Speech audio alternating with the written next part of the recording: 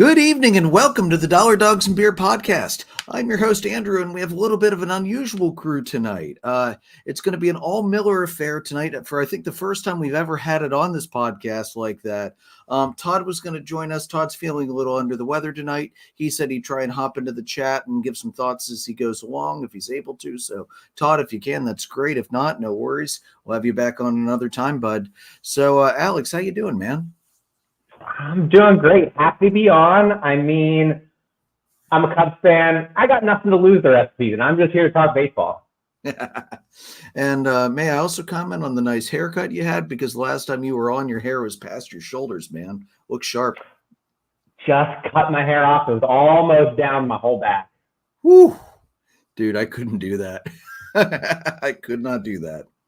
I do not regret cutting it off. I bet you don't. You probably feel like you lost 10 pounds. Honestly, I feel like Johnny Damon when he went to the Yankees. That's a good one. What are you drinking tonight, bud? I am drinking Gone Away. It's an IPA. It's from a distillery in Chicago, Illinois called Half Acre Beer Co. Never heard of them, but had to go to my roots with baseball in Chicago. Yeah, absolutely. Well, plus that's the best part about, craft breweries blowing up all across America. You can find a craft brewery from whoever knew where now from pretty much anywhere. So unfortunately, it all seems to be IPA everywhere. And to counteract that and the fact that I knew you'd have an IPA, I'm here to prove that it is not too hot out to drink a heavier, darker beer. I've got from Trogs the Troganator, one of my favorite double box tonight. So, as Dad pointed out years ago when we did that mezcal tasting with Douglas, how the hell did he have one son who wants IBUs over 100 and one son who wants IBUs in the negatives if possible? Hey, we both just went in opposite directions of them. I mean, if you're going to go with a beer like that, you chose a great choice. I mean, Trogs does that type of beer so well. I mean, we're getting close to their fall beers, which is also something they do so well. So have to rep them. I get it. Oh, yeah, I can't wait. I almost grabbed an Oktoberfest or a pumpkin beer, but I'm just not quite there yet. When it's September, I'm good. Late August, I'm still like, not quite yet. We got to wait just a little bit longer on that. All right, so let's roll into it tonight, Alex. We had the most important and exciting news of the baseball season announced just the other day. Backyard Sports Twitter has released a 44-second video that I'm going to share with you right now because, man, Backyard Baseball is back, and I am so excited for it. Let's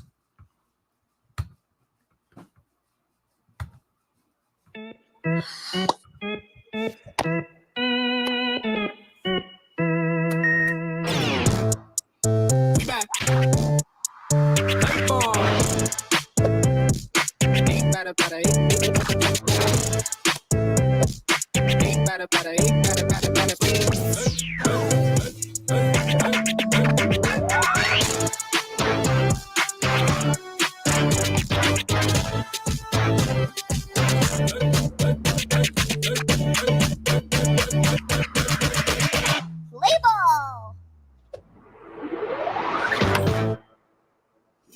There it is. Backyard Baseball is back. I can't freaking wait. I love Backyard Baseball. Oh, Alex disappeared. Well, Alex will be back on in just a second. His internet might have dropped out on him. Todd, one note. Yeah, I saw you commented. Sorry you couldn't make it in. Checking out the podcast. Much love. Hey, man, been there, done that. Don't you worry about it in the slightest. We'll get you back on some other time when you're having a little bit better of a space to be in. Not a problem, bud. So until Alex hops back on it again, I'm freaking excited about this. You got to see in the video, Stephanie Morgan's still there popping the chewing gum.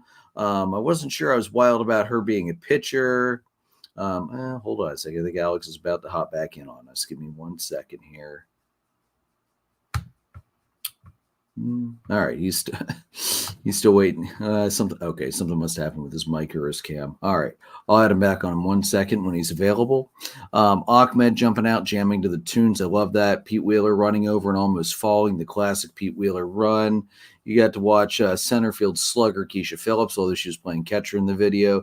Dmitry Petrovich, the mad scientist, the Del Vecchio twins, Tony and Angela, the K-Man himself, Kenny Kawaguchi, one of my favorite pitchers in that game. The video ended with Stephanie Morgan staring down the GOAT himself, the greatest of video game GOATs of all time, the one, the only Pablo Sanchez, who, of course, smashed the pitch. Because, again, Stephanie Morgan is she's not a pitcher. I would never have ever put her at pitcher. I think she actually has a decent pitching rating, if I remember right. Let me see here. I've got them over here. Stephanie Morgan. Oh, no, she was a 2 for a pitcher. Okay, I was remembering right. Not a great pitcher. Not really sure 100% why they picked Stephanie Morgan to do the pitching, but hey, why not? It's a fun video, and I'm just so excited to see it come back. It looks like Alex is still having tech issues, so he'll be back on in just a minute when he gets it all fixed up. So the chief production officer, Playground Productions, Chris Waters, said, "We're incredibly excited to reintroduce backyard sports to a new generation of players. We're taking great care to preserve the look and feel that made the original game so special while updating them with modern features and gameplay that today's audience expects. I can't wait for fans to see what we're building in the playground." First of all, I remember the episode of the podcast, the Kelsey brothers, earlier this year, where they were talking about backyard baseball and backyard football, and how they one thing Jason, I think, actually mentioned on the podcast was that he wanted to he was considering offering to figure out who owned the company and buying it back, because he wanted to bring it back. So fortunately, it looks like that's not going to be necessary, as it looks like they're going to bring it back all by themselves, which again, I freaking love. I am so excited to play it again. I'm so excited to play it with my kids, because we don't have a computer old enough in this house that I can run, even with an emulator. I don't have a computer old enough to be able to run backyard baseball, which is just a pity, because I think my boys would have a lot of fun playing it.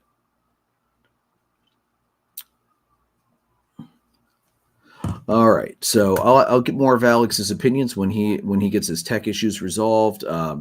I'm just going to move it on for right now. Last night, we had a scary movement up in New York City in a game between the Yankees and Rockies. Home plate umpire Nick Marley was hit in the neck when Giancarlo Stanton's bat shattered. His bat broke when he hit a bloop single to left. The barrel hit him on the left side of his mask, knocked it off. So he immediately went down. He was attended to by New York's athletic training staff, helped onto a stretcher.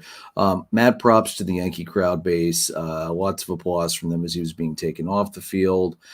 He's diagnosed with a concussion. Won't work his next assigned series, but he is expected to be okay in the long run. So good news for home plate ump Nick Marley. That's always a scary moment. It's an inherent risk in the game. There he is. All good? I will hope the internet holds up. Oh, geez. That's right. You live down Lancaster City. Internet does weird things down there. It's that dang Comcast. Yeah, I'm so glad I don't have Comcast. So I'll just finish off. I was talking about the Nick Marley incident yesterday. The umpire that got hit when the bat shattered right in the neck. Everything says he's going to be okay. Just has a concussion. Going to skip the next series, but be okay after that. And like I said, Alex, mad props to the Yankees fans being very classy, applauding the umpire being let off the stretcher, not cheering or otherwise jeering or anything like that. They realized, hey, that's actually a human being who's hurt. So props to the Yankees fans. And when we were there for the game on the 12th, I'm so excited to be in that atmosphere for a Yankees Red Sox game. So hopefully we'll get to see some of that too, because neither of us will be wearing any kind of Red Sox gear for that game. Absolutely not. Never in a million years. You won't see me wearing Yankees gear either, but you sure as hell aren't going to see me in Red Sox gear. All right, so so Alex, moving it back over to backyard baseball, since you got cut off at the end of the video. So first of all, how freaking excited are you for this, man? I am so excited. Look, backyard baseball was always all about having fun. Playing these games, it was the only way when we were kids to take what we love to do outside and bring it inside. And the modern day video games don't do that. They're great. MLB The Show is awesome. Don't get me wrong. But it takes your childhood of playing these games outside and brings it inside. And if they can replicate that fun in the modern day, I'm so excited.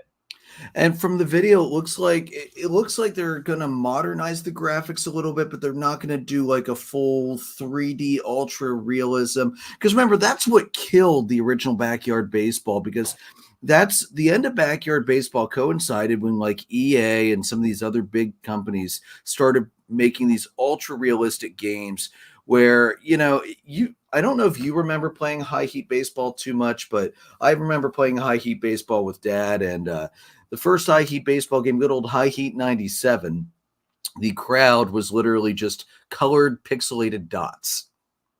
And then High Heat 2000 and MVP 2001 and 2002, it upgraded to kind of like the cardboard cutouts that were in the stands for COVID, if you think back to that. And then, just as the players started, the graphics just started getting way beyond what Backyard Baseball was ever intended to do. And, they just got shut out of the market. And it was such a pity, too, because God knows you and I probably spent hundreds of hours literally playing season after season, tournament after tournament, pickup game, you name it, we did it. We played with every combination of players imaginable. We played with all the good players. We played with all the crappy players.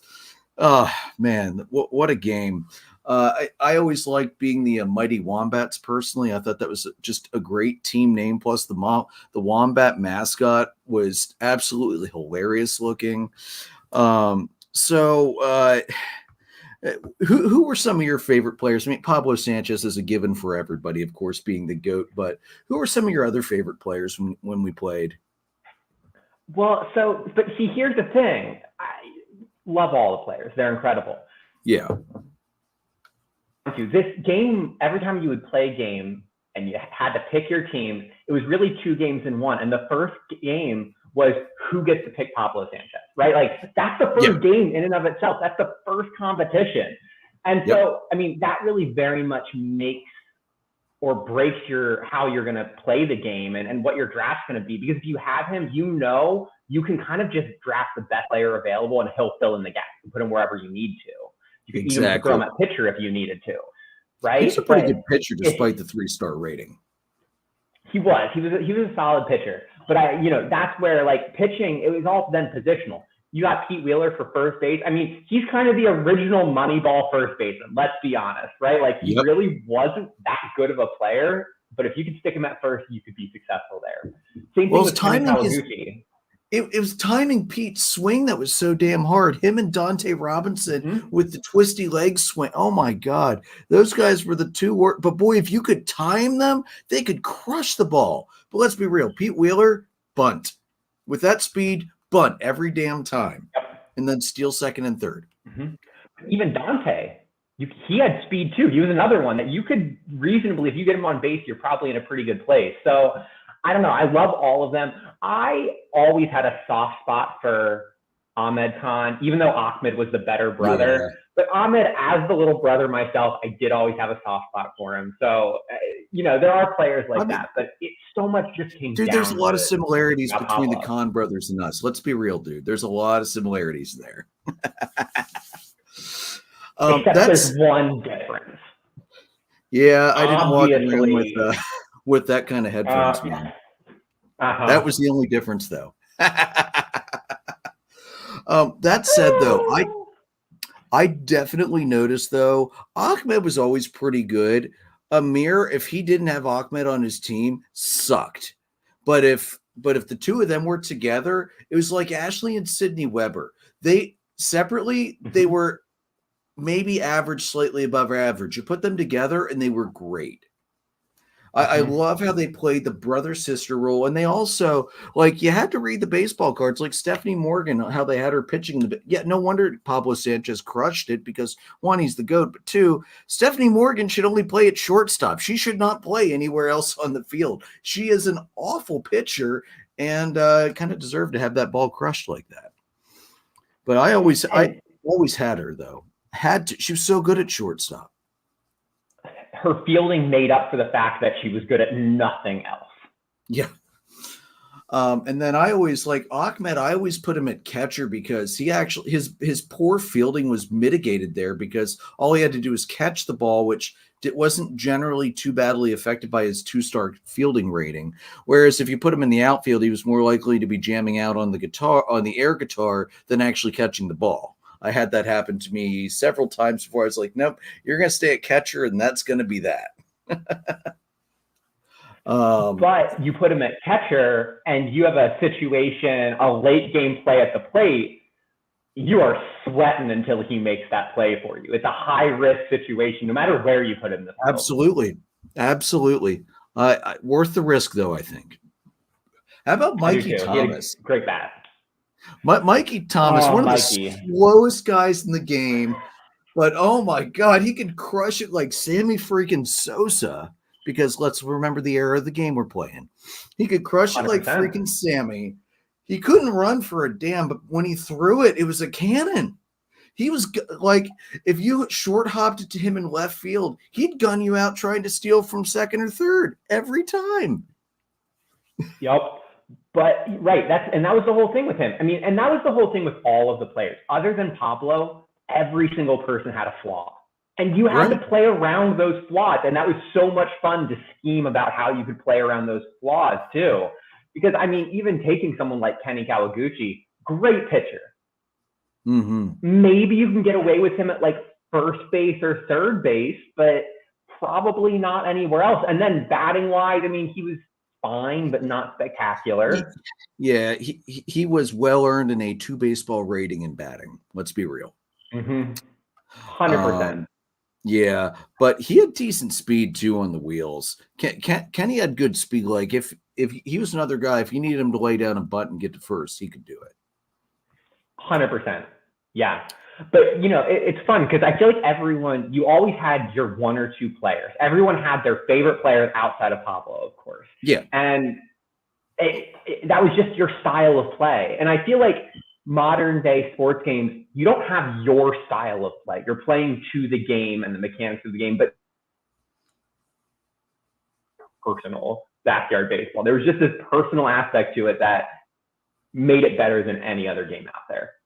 Absolutely. And especially in the second game where they added new stadiums. So you had like the one where it was like the inverse, the polo grounds. It was deep down the lines with the pool in the middle, but it came in at center field. So if you were hitting straight, as long as you could get elevation on the ball, it was popping over that short fence every time.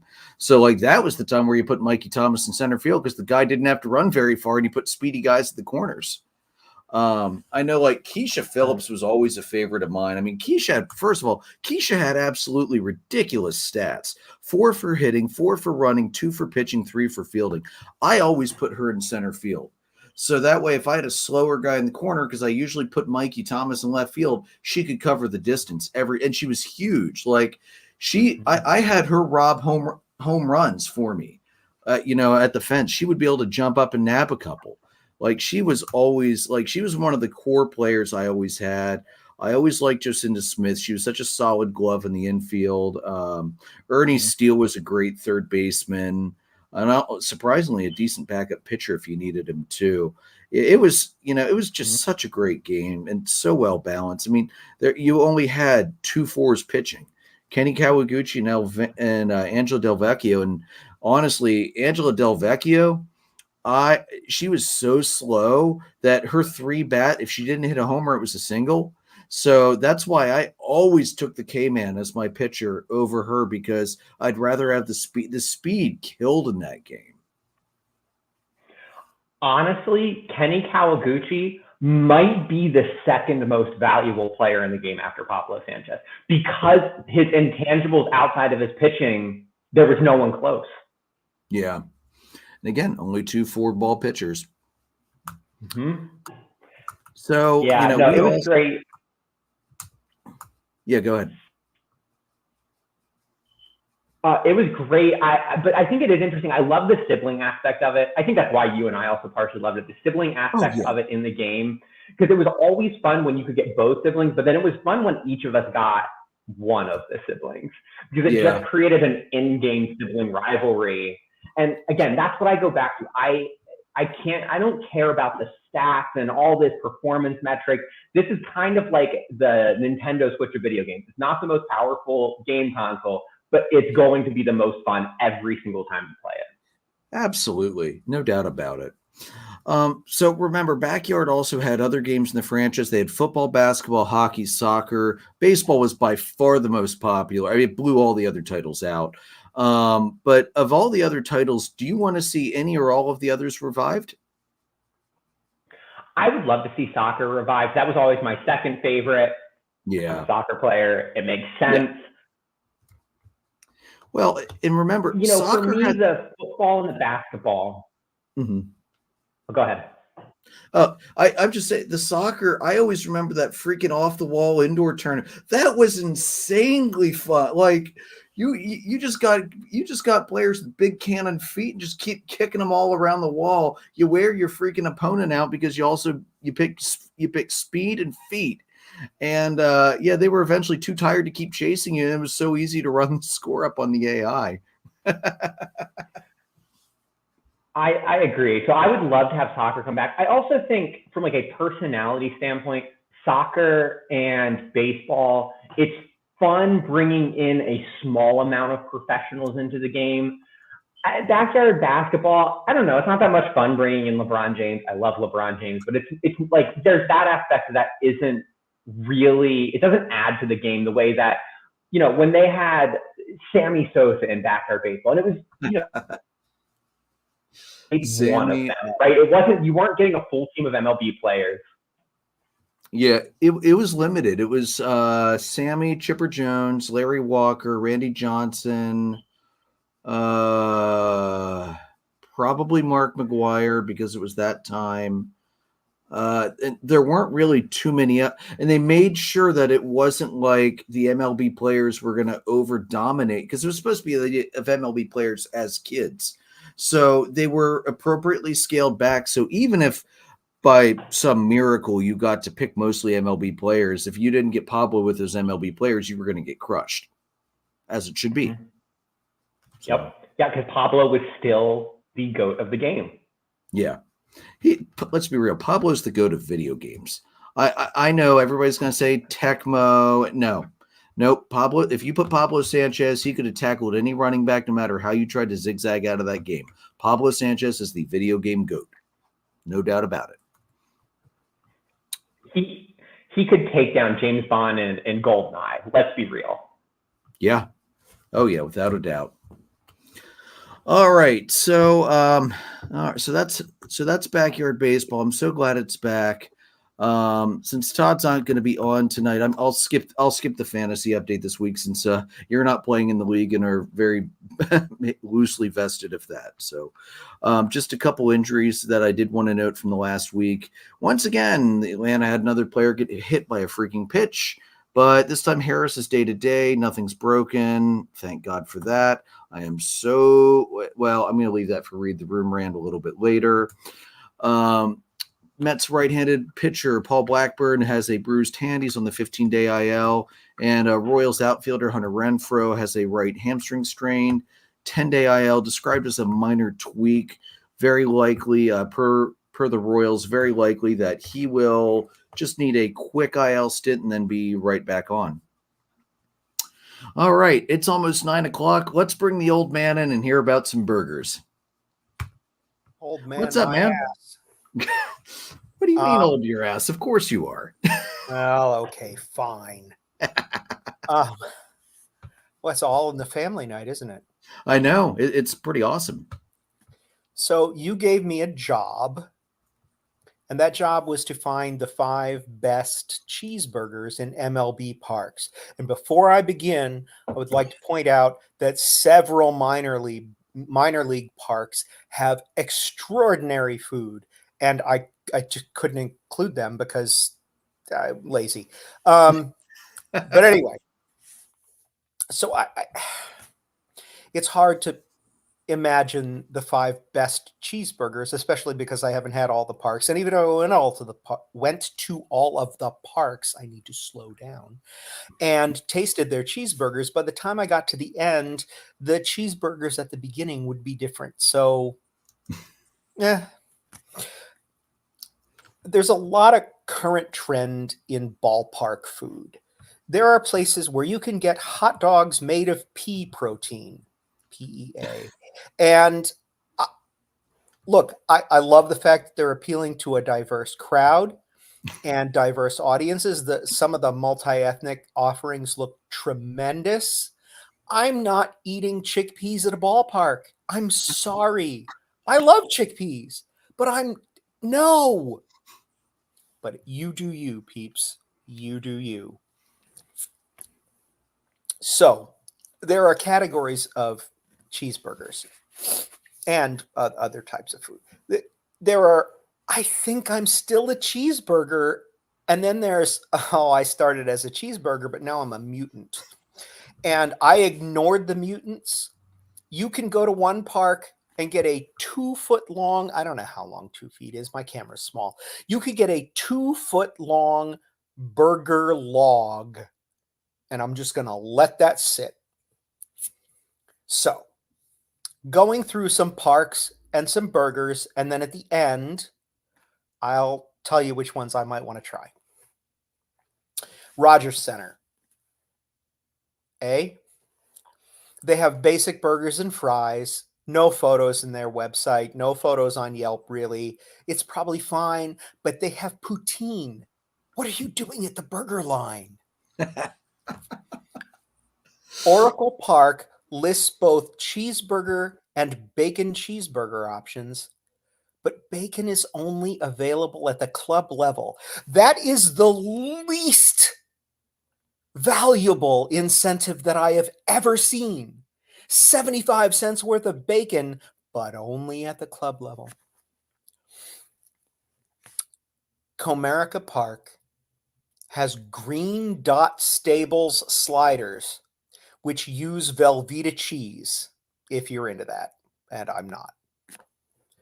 Now, Oriole Park, a great place to see a ball game, has a very promising looking cheeseburger in the smash burger style from someplace called Fuzzy's Burgers. Why would you not go to someplace called Fuzzy's Burgers?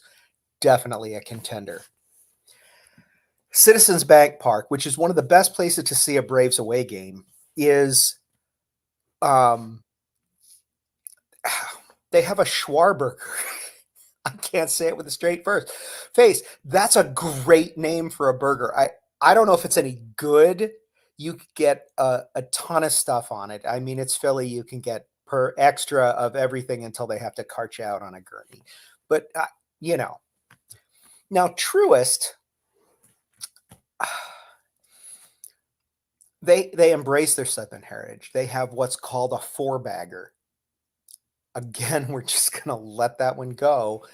It is 4 burgers, each of which has a 1/4 pound of brisket on top. Now, this comes very close to Gimmick Burger, right? Is it still a burger? It kind of still is. They also have a cheeseburger basket, probably the one that I'd get. Chasefield has a great photo of a fantastic looking no frills cheeseburger, exactly what I want when I go up to a counter and say, give me a cheeseburger. And the land of hot dogs, Wrigley, surprisingly strong contender.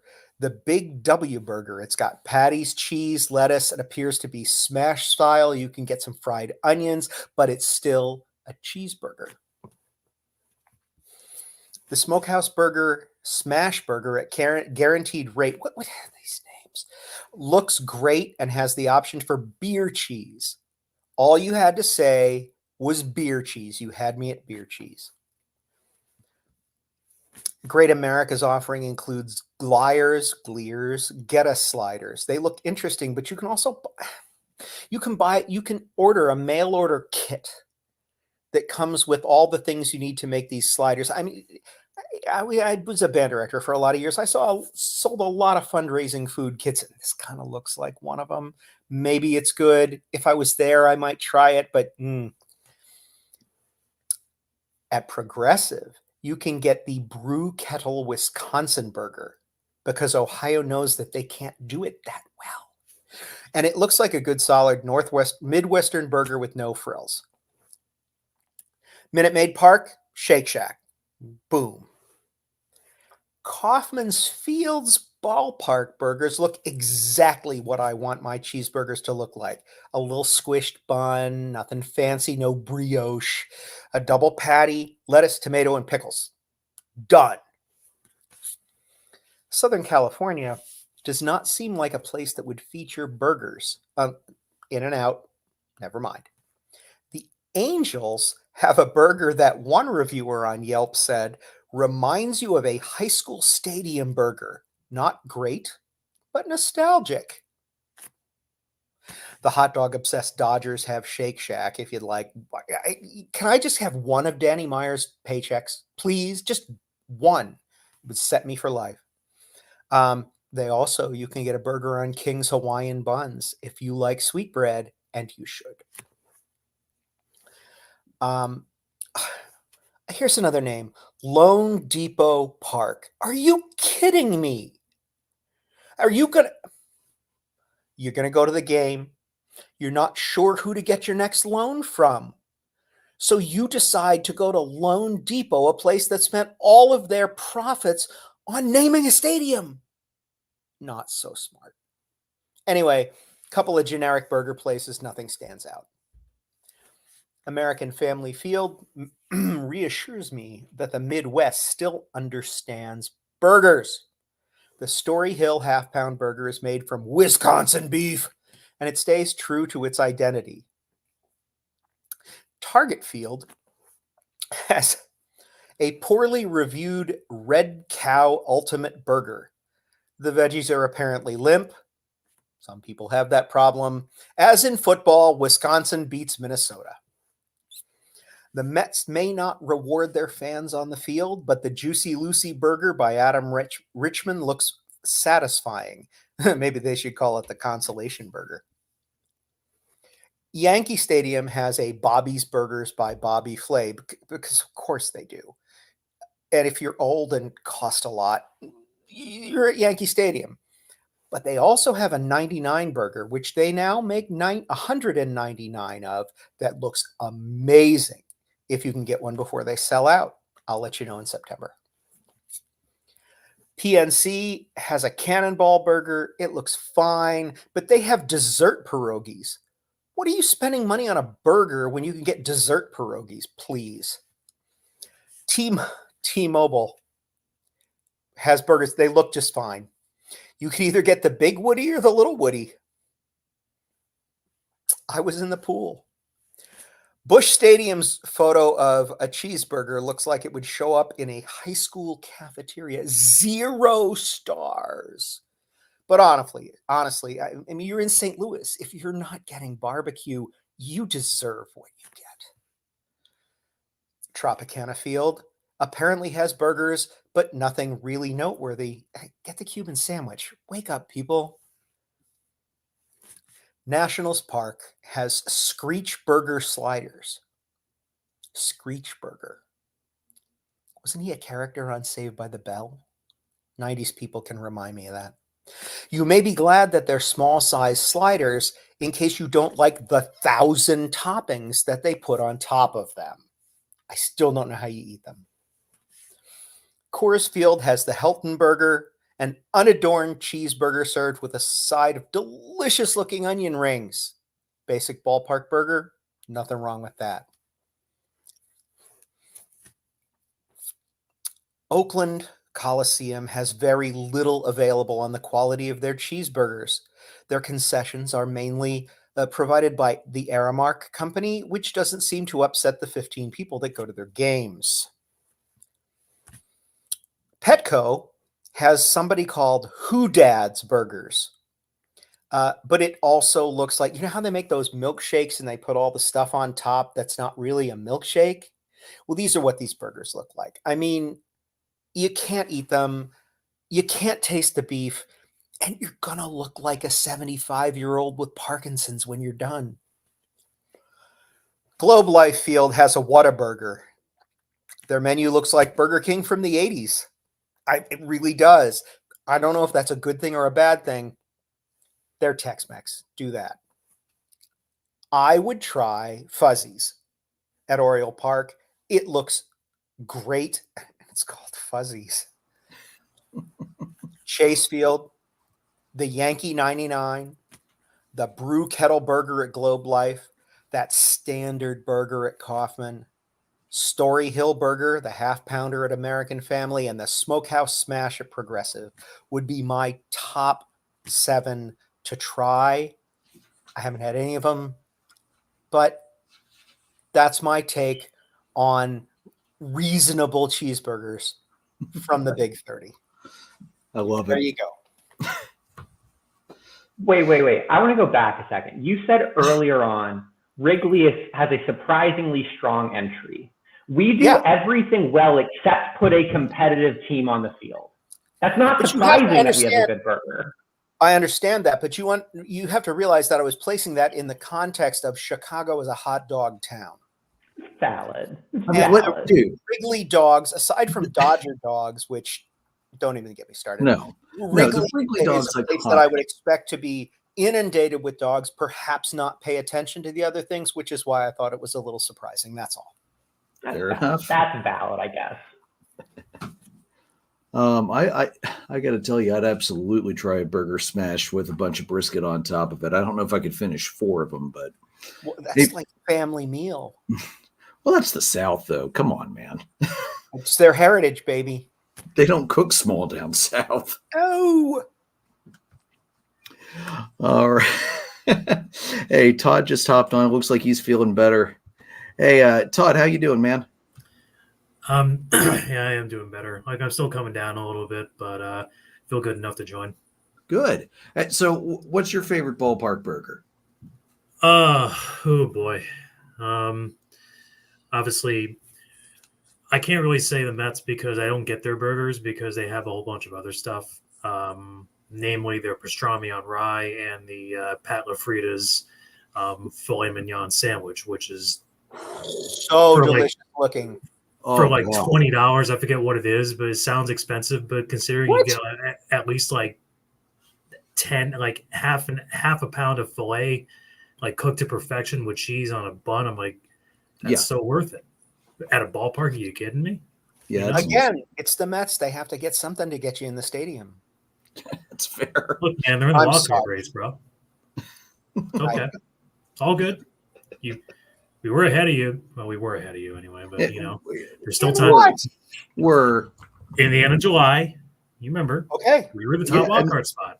And then Met social media went nuts, and then Atlanta came back and took the rest of the series, and then the annual Met social media depression immediately hit thereafter. I love watching Met social media. It is the funniest thing to watch from beginning to end. You can't deny that.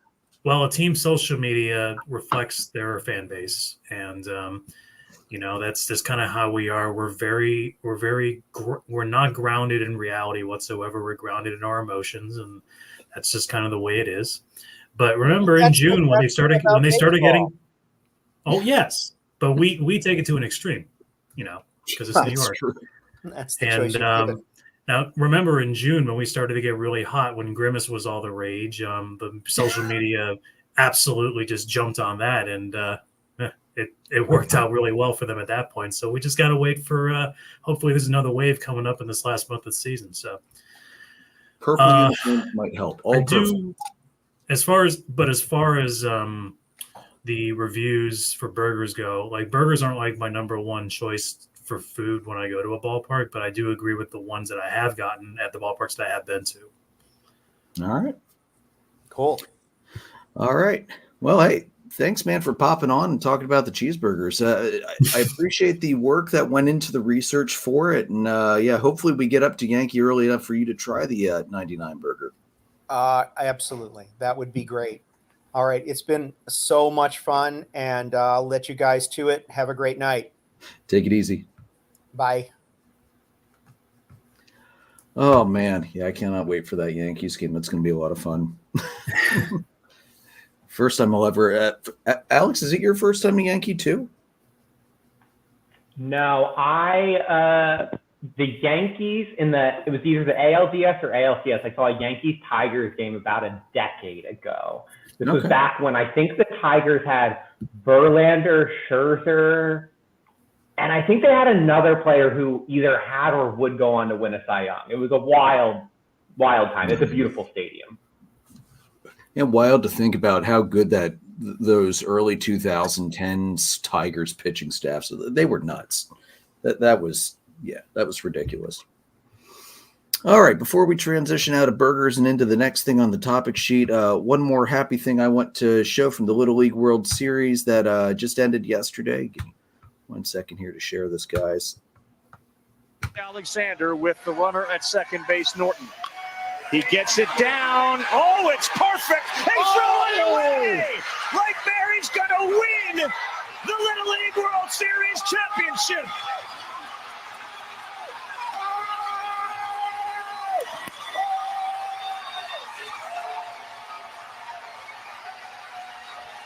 Chinese Taipei in shock. It was fielded and thrown to first base. Nobody was there on an incredible bunt by the last hitter in the order, Hunter Alexander. And for the first time, Florida are Little League World Series champions. 2-1 is the final. So congratulations to Florida for winning their first ever state's Little League World Series. So I cannot believe that's the first time Florida's ever won one. And, before we ever give major league players too much crap for not covering on a routine play, it just happens sometimes. So tough luck for Chinese Taipei. That was a really good team throughout the series, but that was the wild, exciting ending everybody was hoping to see. So wow. One of the best I can remember watching, to be honest. It was quite a game. All right, let's move it on down. I found this odd stat the other day, guys. The Anaheim Angels, not being known for being a great team to start with, there is one particular day that they apparently cannot seem to win, and that is August 23rd. The last time they won a game on August 23rd was in 2013 against the Mariners, and that was a 2-0 victory. Ever since, they've lost to the Athletics twice, the Blue Jays now 3 times, as this year they lost 5-4, the Reds twice, which is kind of odd since that's interleague, and then the Rays and Astros once. They've been off twice in the past 10 years, in 2021 and 2018, and overall they've been outscored 70-29, giving up double-digit runs twice. In 2015, in a 12-5 loss to the Blue Jays, and 2 years ago, that 11-1 loss to that really good Rays team that piddled out so badly in the playoffs.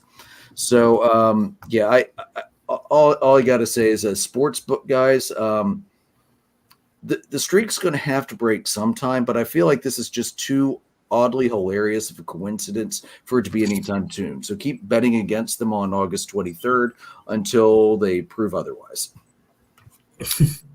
Just one of the things you love about baseball, man. All right, and then the White Sox. Just because we haven't piled upon the White Sox enough on this podcast this year. Okay, I mean that's clearly not because we do it every week, but every week they manage to do something else. So you gotta note it. So this year they've now become the second fastest team to lose 100 games in MLB history. They are now at 31-100. That took them 131 games to get there. The all-time MLB leaders, the 1916 Philadelphia Athletics, who did it in 130 games, 29-101. When I put that in the group chat, Jason said, "Holy shit, I thought you were going to say Phillies." Honestly, I'm kind of surprised it wasn't the Phillies because it's a franchise that just knows how to lose. So the White Sox, they need to go 12-19 to avoid tying the 62 Mets, who went 40-120-1 for the modern Major League record for most losses in a season. Now, let's note that would be a .387 winning percentage. Sounds achievable. However, they're currently at a .237 winning percentage. So, Todd, what do you think? Is the Mets' 62 record finally going to go down? I mean, it's hard to say. I mean, all year I've been thinking, it's absurdly difficult to lose 120 plus games in a season. I said that in 2018 when the Orioles were challenging it. I said it last year when the A's were challenging it. And this year I had said it, and I still want to say it, but my goodness, like just watching some of their games just makes me feel sad. And so I went to Chicago during the summer for a vacation, and my plan for one of the days was to go to the casino for a couple hours, but that place wiped me out in 20 minutes. So I'm like, hey, what do we have? What are the plans? Well, the White Sox are in town. Let's go knock out that stadium. So it's very cool that I might have seen probably the worst team in modern baseball history ever, like live. And so this isn't just because I'm a Mets fan, but really historically terrible baseball teams are really interesting to me. Mm-hmm. I made a post like last month on July 29th, and this is when they had just clinched a losing record on July 29th. There are a bunch of stats that I wrote down that are just mind-bogglingly insane. My favorite of which is this was their 15th game in a row they had lost. They would go on to lose 21 in a row. You were there for the streak? No, I wasn't there for the streak, but I was there when they had become. This is June 20th, I think the game I went to was. Okay. That loss, surprise, they lost. That made them 20-56, which sounds bad enough. But since then, they've gone 11-44. So after the game that on the day I posted, that was their 15th in a row. They lost 21 in a row during that streak. It was obviously a new franchise record, and it broke their previous record of 14 in a row, which was set by the May 2024 White Sox. And my favorite stat is if you took away both the 14 game and 21 game losing streaks away, they would be 27-53, which at the time would still be the worst record in baseball. God. So going to today, the second worst team in baseball in the American League are the aforementioned Angels, who are 54-77. Which I haven't done the math, but that probably equates to around a 67-68 win team, which is not good, but like that's about the record you expect for a last place team. They are 18.5 behind the Twins for the third wildcard spot. The White Sox are 23 games back of the Angels.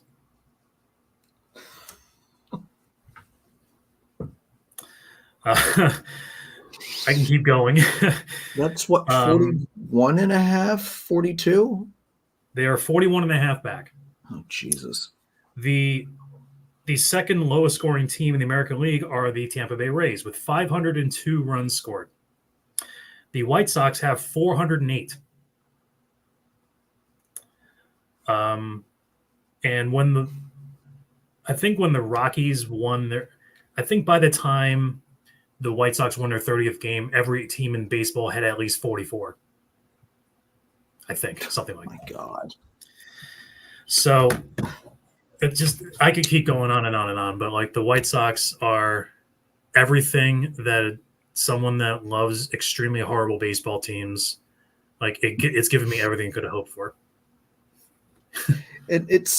There's something more about watching a team like that. It's the train wreck and the car wreck that are about to collide that you want to look away, but you just can't look away from because it's just it's going to be absolute carnage.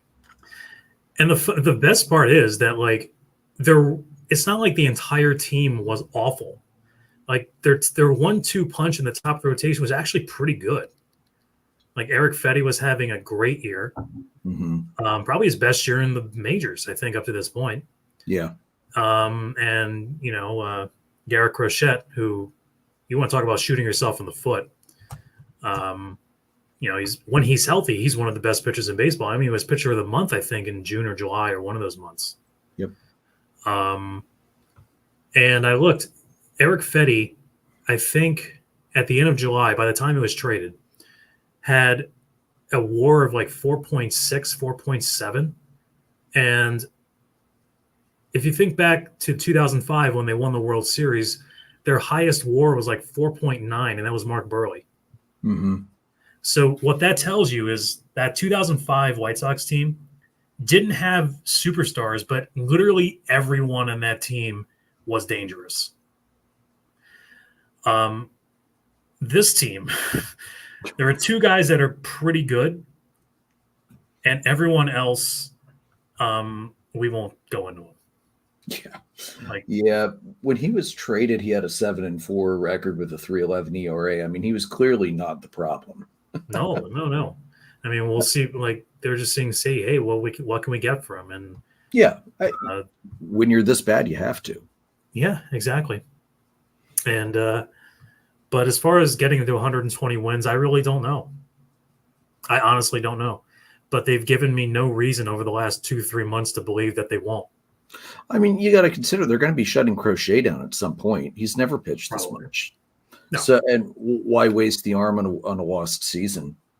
I mean, that's most of the WAR right there. Fetty had 4.8 at trade, Crochet 3.7, Jonathan Cannon is 1.3. Everybody else is 0.9 or less. Oh my God. Damn. Now, they're not going to catch the Cleveland Spiders, who hit 134 losses. They won't get there. Oh, thank goodness. Yeah, I know. They've only lost 100 or more games 6 times in franchise history, which is actually pretty impressive considering they're one of the older franchises. This is the first time they've ever done it consecutively. Their worst season by losses was 1970 when they lost 106. That's going down probably by the end of the week. Well, yeah. Might be the end of the month and there are only 5 games left. Exactly. They might find a way to win more than that. The worst winning percentage of all time for the franchise was 325 in 1932, 49, 102, and 1. They are not on pace to come close to catching that. 237. Oof. Yeah, that's something else, man. We've seen bad teams before, but that's just that's a special level of bad. And when you consider just the level of parity that baseball's at right now, that is absurd. It's absolutely unheard of that anyone can do that. It's crazy when any team wins less than, like, when any team loses 110 or more, that's something to, like, oh my God, this is historically terrible. And I think the White Sox have to win like 2 out of the next 3 games and not do that. Yeah. They are, I will say they are up right now 2-1 over Detroit in the top of the 5th. They are at home. Detroit has 2 on with 2 out. So we'll see if they manage to hold on and win this one. I know, shockingly, have my doubts. Oh, no. All right. So but moving it along, I have one minor read the room rant. I kind of alluded to it earlier when I was talking about fantasy injuries. We've talked about this before in the show.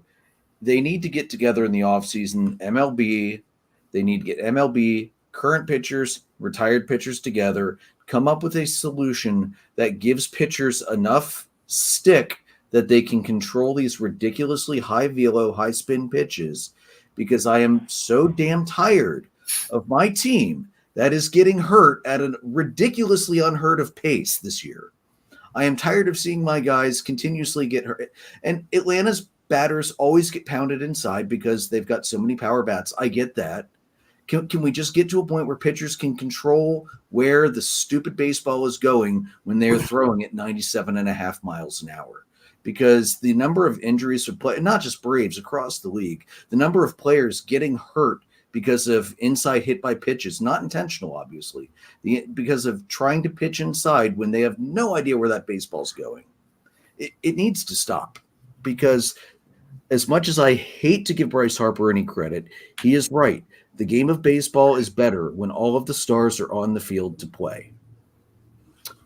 And I'm sorry. I think most of the batters would agree. Let the pitchers get a little stickier if they can control the baseball, because they can hit it just as far if it was sticky as they can if it's not.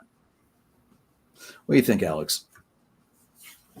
So look, here's the thing about all of this. Right now, the reason pitchers want to do that is the incentive that they have, because hitters are so good right now. Hitters hit the ball really well. Like, they have to do it to be successful, right? So there has to be something that maintains that balance. The pendulum is always going to move back and forth. So I agree with you. Baseball needs to do something. I don't know if it's something with stickiness. I actually was reading outside the box different types of solutions. And one person's like, they could also just move the mound in 5 feet. And that would solve it, because it would make it easier for pitchers to solution. But they need to do something. They need to have some kind of a solution to bring that parity, so that pitchers don't feel the need to injure themselves, to literally, like, irreparably change their arms for the rest of their lives for some small level of success against the great hitters that are out there in baseball today. Something has to be done. My bigger issue is it doesn't seem like baseball cares. That's my issue. Yeah, ratings are up. Why would they care? What do you think, Todd? I mean, I feel like, especially because of the seemingly added importance over the last decade or so of velocity more than movement and control, I think that has something to do with it. I'm not a pitching coach. I'm not anyone like that. But it seems to me that that is where the importance lies when developing a pitcher.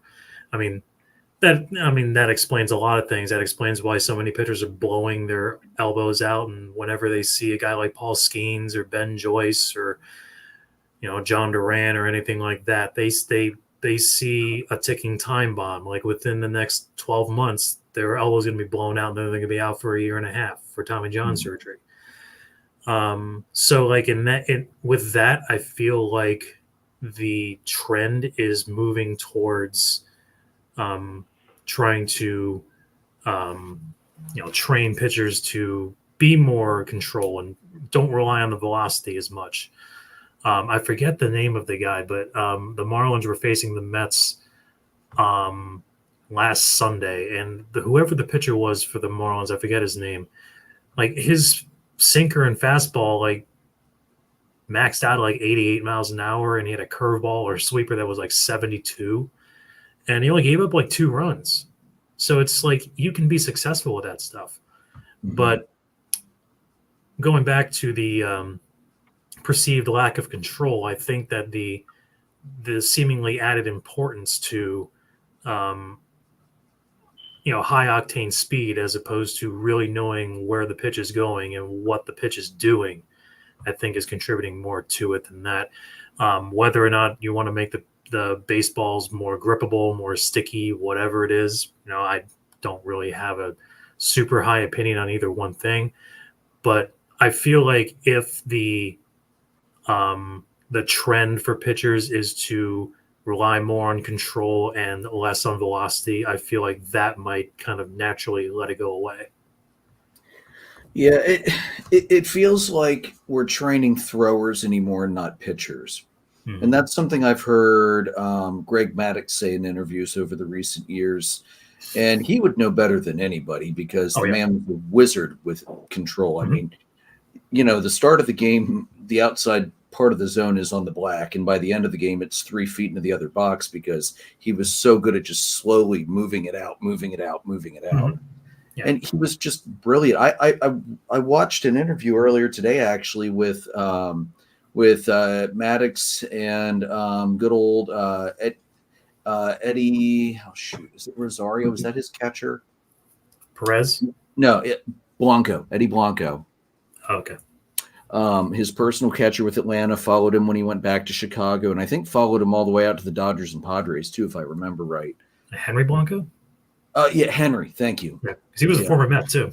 So that's right. Yeah, I think we probably grabbed him at the trade deadline for Maddux, if I had to guess, because I wouldn't be shocked if they pitched in the minors together. Anyway, he said Maddux called his own game. Like, they had gestures where based on how Maddox caught the ball and how he would wipe his face, whatever, that's how Eddie knew what pitch was coming next and where it was going. He never called the game. Maddox called the game because he was that brilliant of a pitcher. And Maddox admitted late, years after he retired, there were times late in games where he would deliberately throw pitches that he knew the batter was going to crush because he was going to see them months or even years later, and they would be looking for that pitch. And because they were so focused on what they hit last time, he could get them with something away, something down. He did it with Kent. He did it with so many. The only guy he couldn't do that with was Tony fucking Gwynn, to quote the entire Braves pitching staff. But to be fair, well, Tony no one could do that to Tony Gwynn. Yeah. The funny thing is, our best strikeout guy from that time was John Smoltz. He's not the guy who has the most strikeouts against Gwynn. That would be Tom Glavine with 2. Yeah, lefty on lefty, I guess. I don't know. I don't know. Dumb luck, maybe. 2. But I do think there's another element here. As you were talking about like the injuries and the control, I think there's 2 things that are going to be interesting. One, I think modern medicine has also impacted this. Tommy John surgery doesn't end your career the way that it didn't, but essentially did for the longest time, right? So there's not that inherent barrier or risk for pitchers they can go right up against that line, because if they do blow it out, they know they're probably still going to have a career. So I think that's one part of it. But then think about what you said about Maddox, where he could essentially be a puppet master against the ump. What are robot umps? Which, whether they come next year, 2 years, they're going to come eventually. What are robot umps going to do for how pitchers pitch? That's a good point.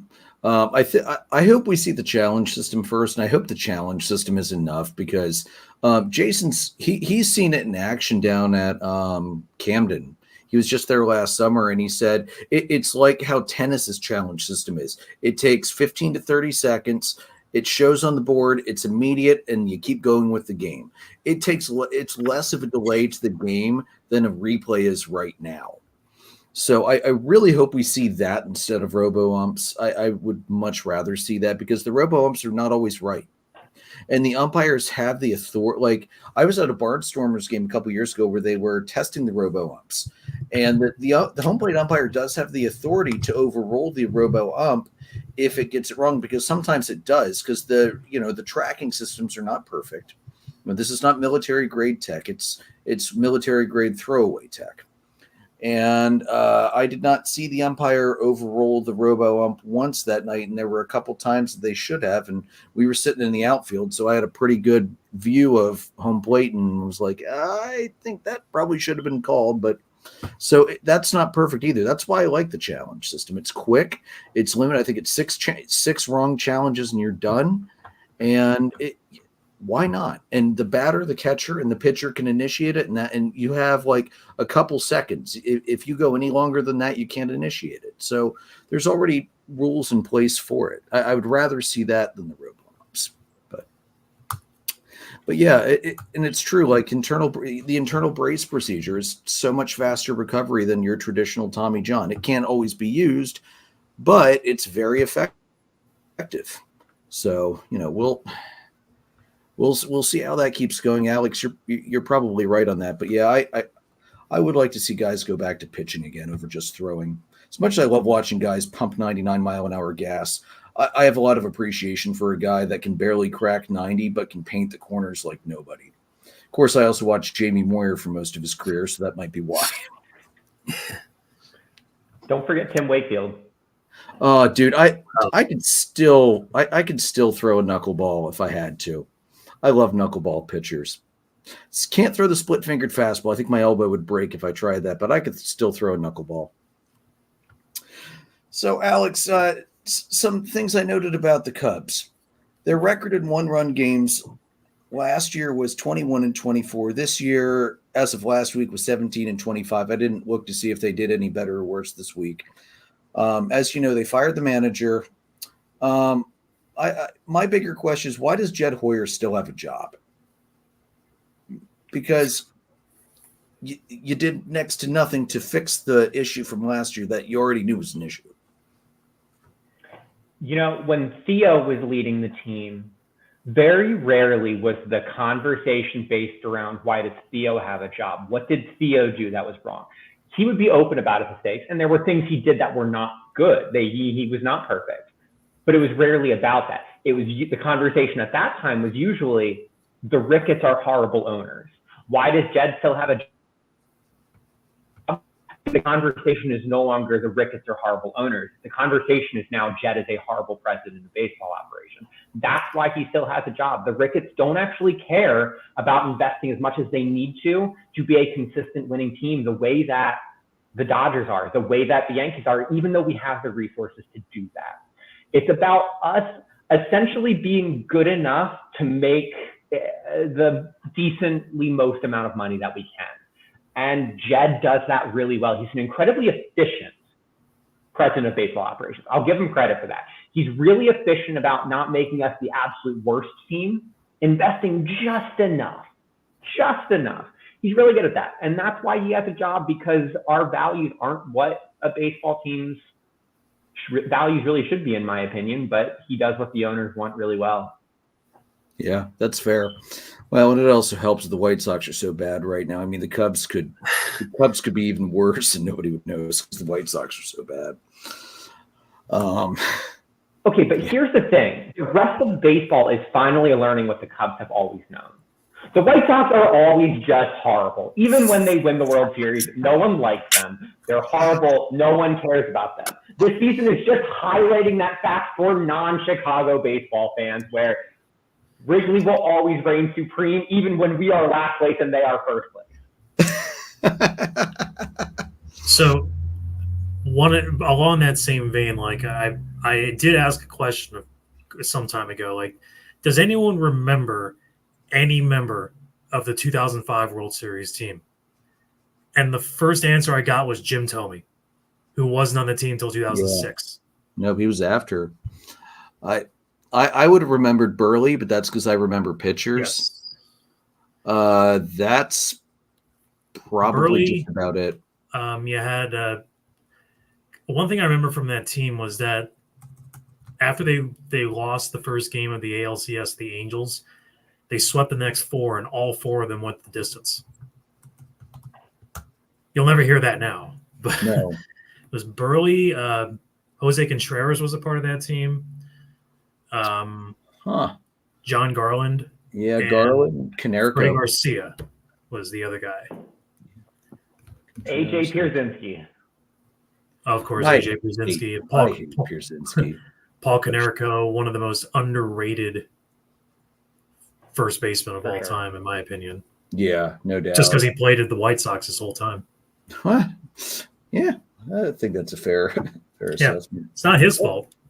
Carl Everett at the end of his career still DHing. Jeez. Oh, wow.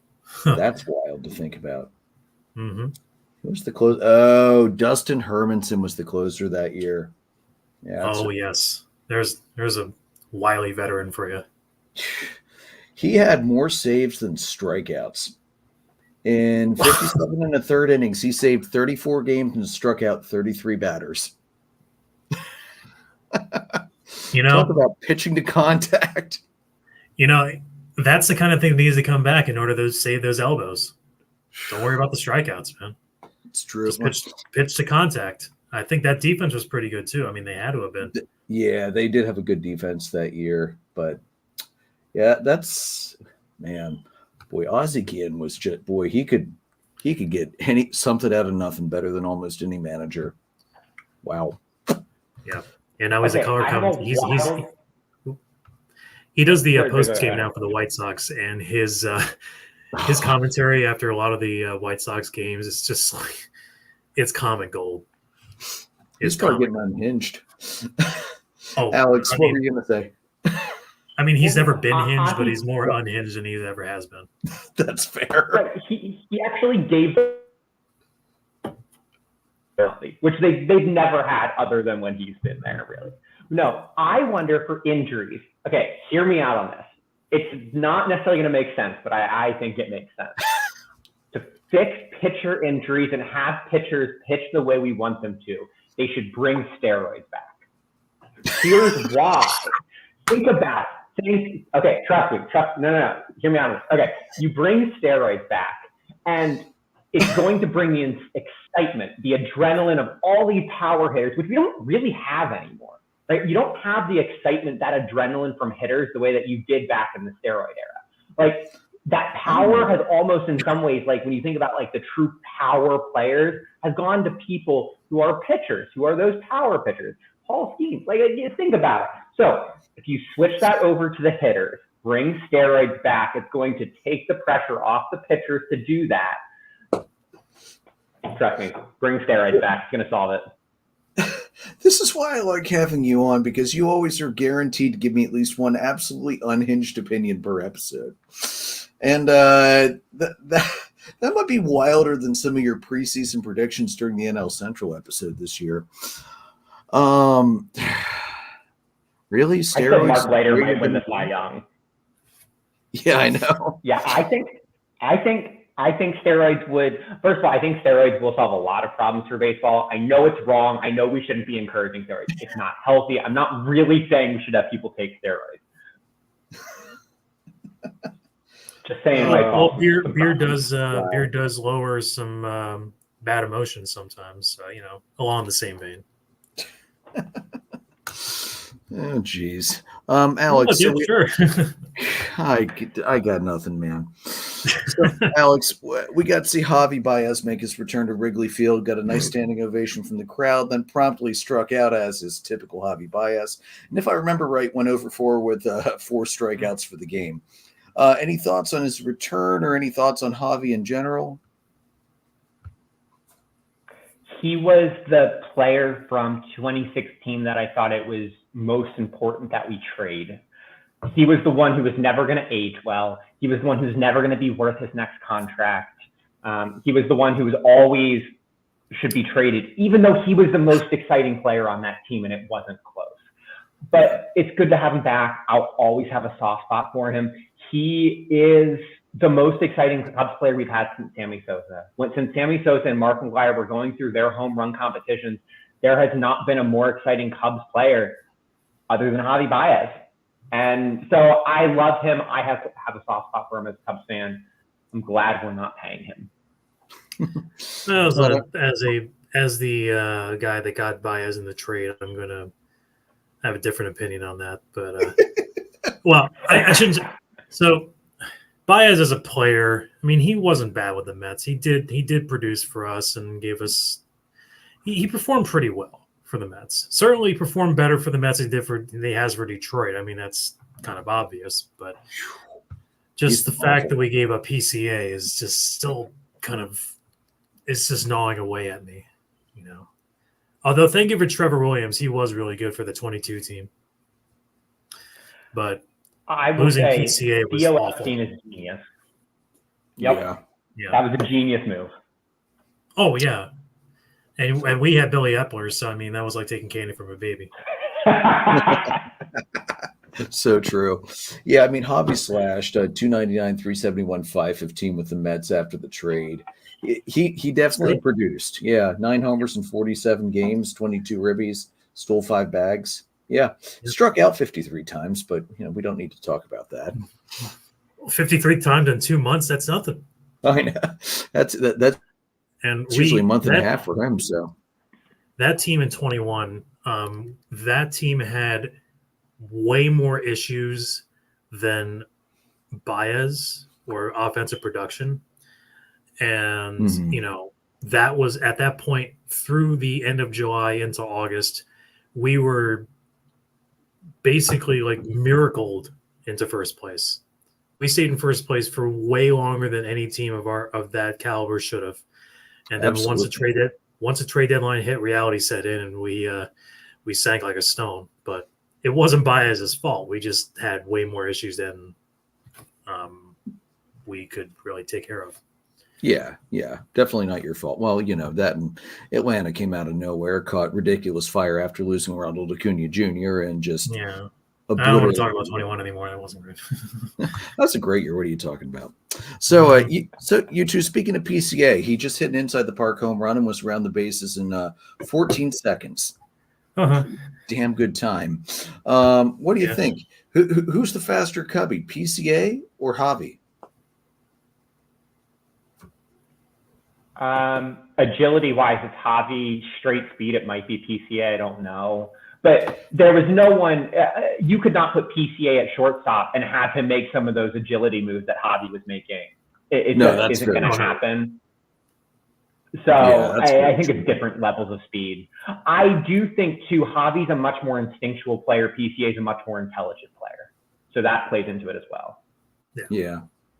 I always, my favorite memory of Javi Baez is the Pittsburgh game where the errant throw to first base. He baits the first baseman and chasing him all the way back down the line. First baseman overthrows the catcher. The catcher overthrows the second baseman covering first base. And somehow Javi turns it should have been a freaking 5-3 ground out into an RBI double.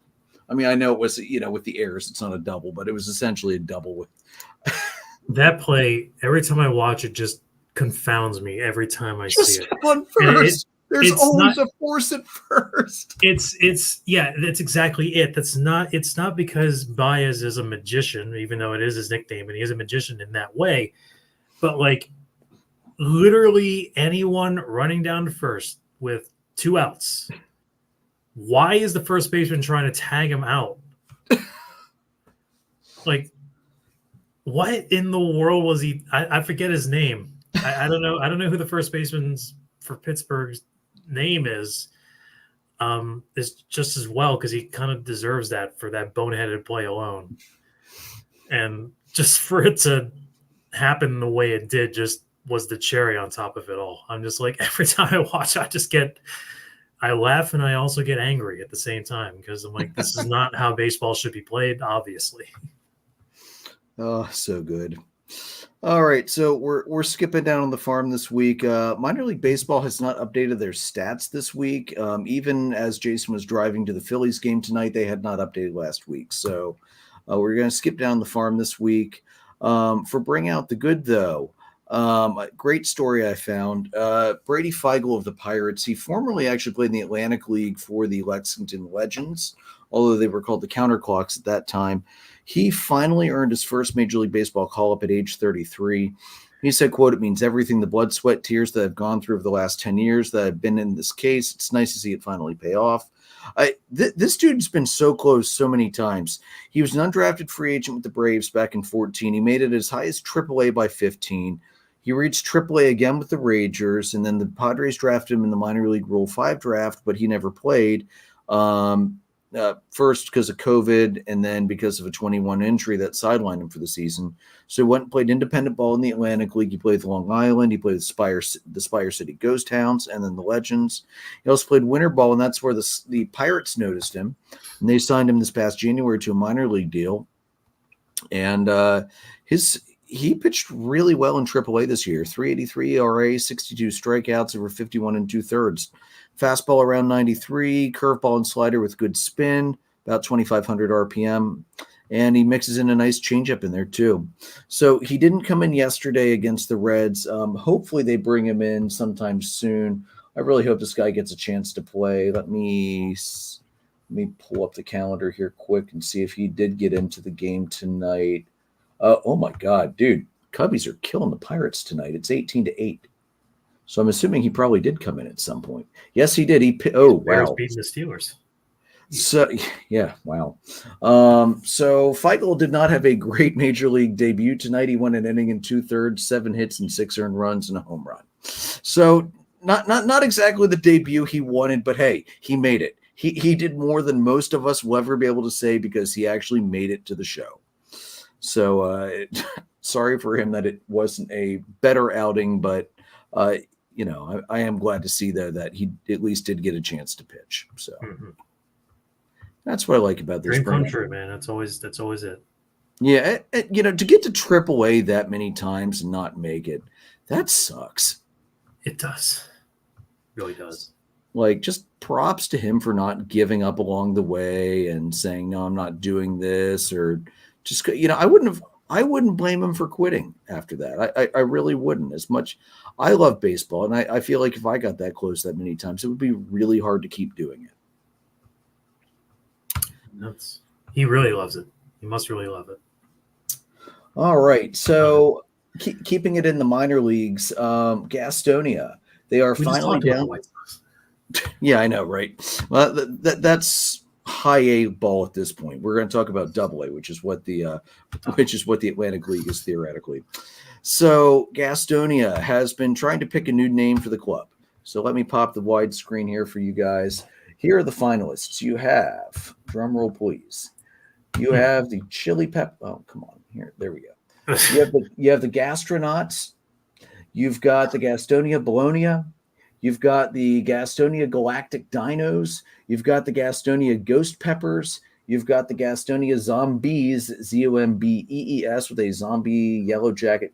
That's horrifying. Wow. The Gastonia Garden Gnomes, the Gastonia Yarmaks, and the Gastonia Baseball Club, because that didn't get made popular enough by the Washington Football Club or the Cleveland Baseball Club before it. Jason's favorite was the Gastonia Galactic Dinos. My favorite is the Gastonia Garden Gnomes, as Alex knows very well. My wife and I are absolutely obsessed with garden gnomes and have a ton of them in and around our house. If you guys were going to cast a vote for which of these 8 finalists, which ones are you guys going to pick? Well, where is Gastonia, first of all? Where are they? That's a great question. I feel like that is Maryland, Virginia area. Give me a second. Okay. Okay. So I'm not really seeing anything that North Carolina. Gastonia, North Carolina. Oh, okay. So I'm not really seeing anything that really reflects North Carolina anywhere, really.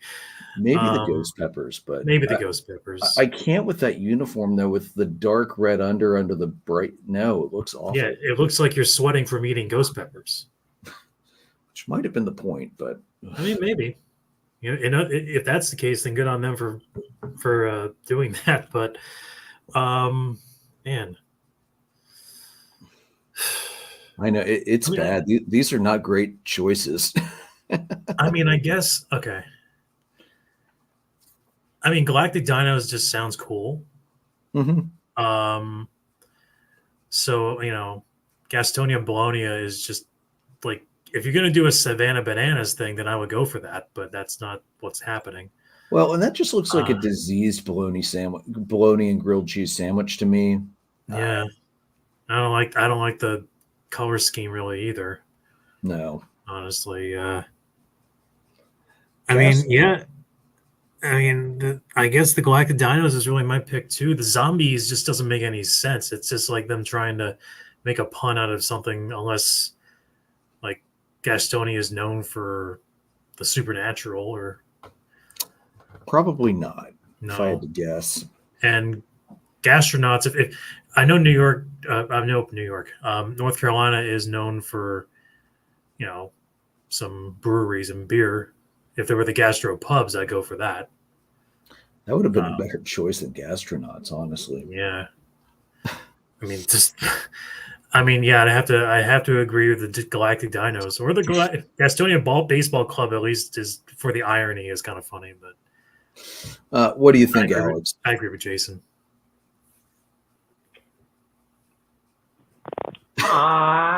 There's a small part of my soul that loves the name, the Zombies, but that uniform and that mascot are god-awful. Just it's terrible. Horrible. Yeah. Horrible. The Galactic Dinos clearly have the best uniform. Mm-hmm. Okay, clearly, yes. They do clearly have the best uniform. I will say, no, they have the best uniform, and it's not close. So for that reason alone, because none of them are a great name, dinosaurs are kind of cool. Like, I can get behind a dinosaur. There's a lot you can do with a dinosaur. But purely because it's the best uniform, and that's really what's going to matter the most here, I'm going Galactic Dinos. But I hate it because it feels so basic to me still. Like, it doesn't make me want to support them. Like, that is the one thing, at least like the Zombies, like I could support them ironically as a hipster kind of, and that might honestly be better than the Galactic Dinos. But this is bad. This is horrible. Yeah, the Yarmax, like, what the hell is that? It's like a yak bull. I don't. Is it supposed to be a yarn yak? I don't know. Whatever that is, that's awful. I don't know. At least the Gastonia Garden has other sports teams that like sound normal, like the Gastonia Grizzlies. Okay, that's a basketball team. You know, it works. They used to have a minor league baseball team called the Cardinals. Okay, you know, not original, but it works. The Gastonia Honey Hunters, which is kind of weird, and it would kind of fit in that category too. But I mean, that was a badger, right? Worse than honey badger. Is that a mascot for somebody? That's got to be a mascot for somebody. Well, I think that's what the honey hunter was supposed to be. I think it was supposed to be a honey badger, if I remember right. But yeah, these are not good. There's like the garden gnomes and the dinos are the only two that are remotely acceptable. The garden gnomes jersey is not good. They smashed the center logo too. Well, they smashed all the center logos too much, but at least those two have a palpable color. Like the dinos color scheme's so out there, it could work. But the rest of them, like the Gastronaut, they're doing the stupid bullshit that the Dodgers did with their new City Connects, cutting stuff off that just looks awful. Although if they did the garden gnomes, I would like to see their mascot. That'd be a great costume. Let's be real. So hopefully one of those two wins. Honestly, if the garden gnomes, the garden gnomes had a better uniform, I'd be fine with that as a mascot over the dino. Like if you honestly just put that color scheme for the gnomes, I'd be fine with that. Honestly, I don't know why you don't just invert the colors. Go with the brown top and with white outlines and white accents. It would work. It's not usual for baseball, but this is also minor league baseball. So break the rules. Who cares? All right. So that's the interesting choices coming out of Gastonia. Apparently they did do theme nights this year where they were able to see where like they like a whole like more than just these last 8 where fans could see the uniforms on the field. And I mean, if this was the best 8 that came out of that, yeah, I was going to say, why are these the 8 finalists? I got nothing. That's just awful. All right. So Braves Phillies last week. That was a great series. Glad to take 2 out of 3 from the freaking Phillies. Could have been a sweep, but as has been often the case this year, Atlanta's bats decided not to show up for a game when we left 9 runners on, and the umpires were not helping. Although, to be fair, the umpires' scorecards from that entire series were just pretty bad in general. So, I'm just happy. It means we gained a game back in the standings. And as long as Atlanta wins 1 game of the 4-game set coming up in Philadelphia, they have the tiebreaker for the season series done. And as we found out not really all that long ago, that tiebreaker matters. So yeah, I know. Yeah. I wasn't going to say the 22 Mets, but sure, the 22 Mets. You inferred it. Yeah, I did pretty hard. So, we're only 6 games back. It's not an impossible stretch to come back and have a chance to take the division in September. I think we're probably better suited as a wild card team, but at the rate we're getting injured, I wouldn't say no to getting the division for a 7th consecutive season at all.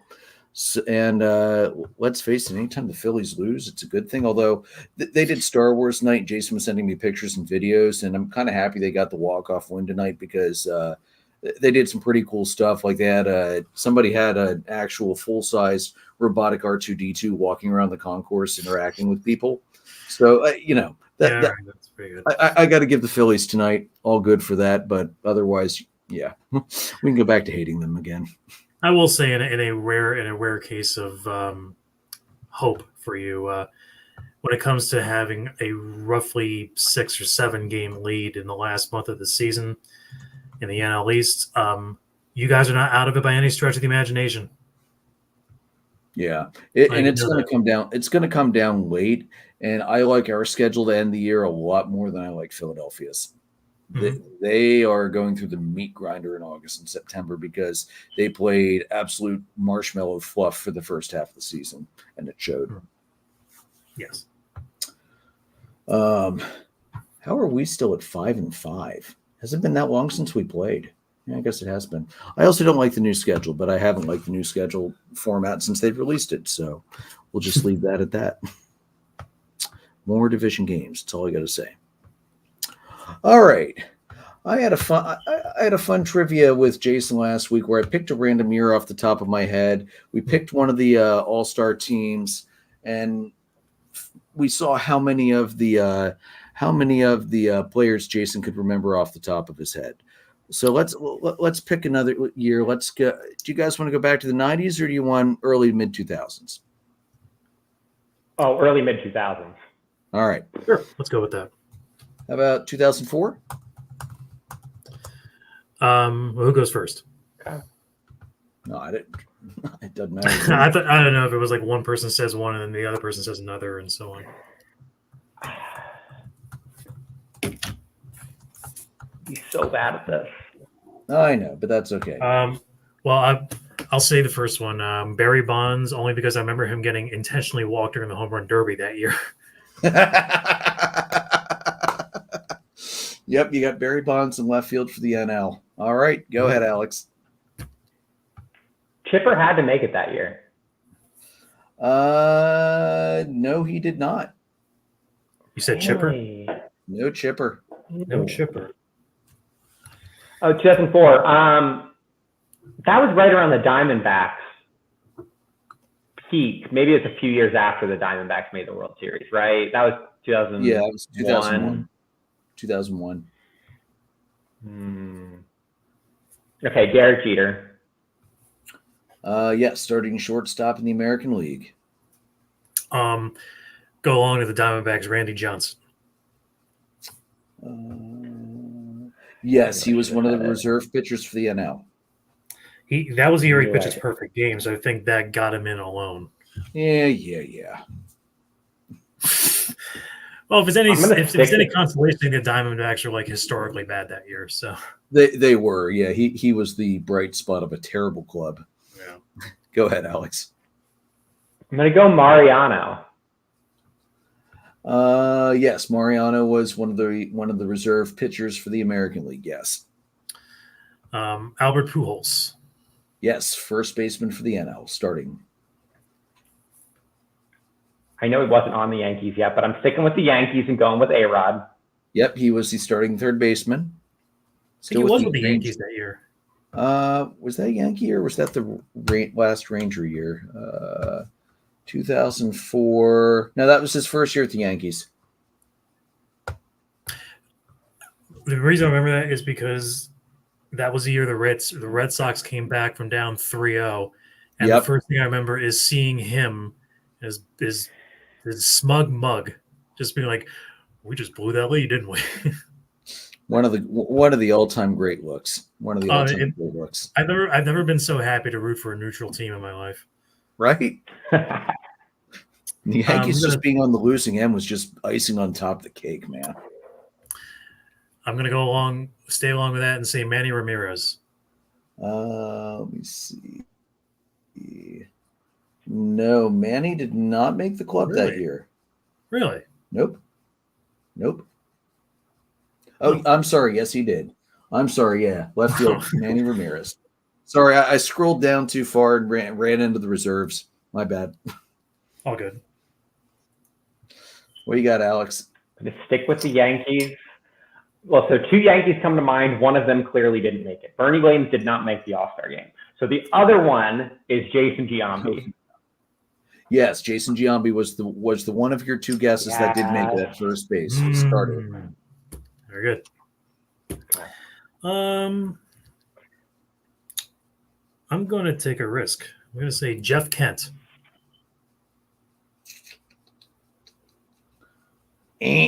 No Jeff Kent.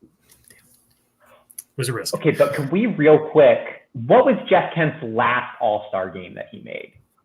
It had to be close to then. I think it was the year before, if I remember right. It wasn't.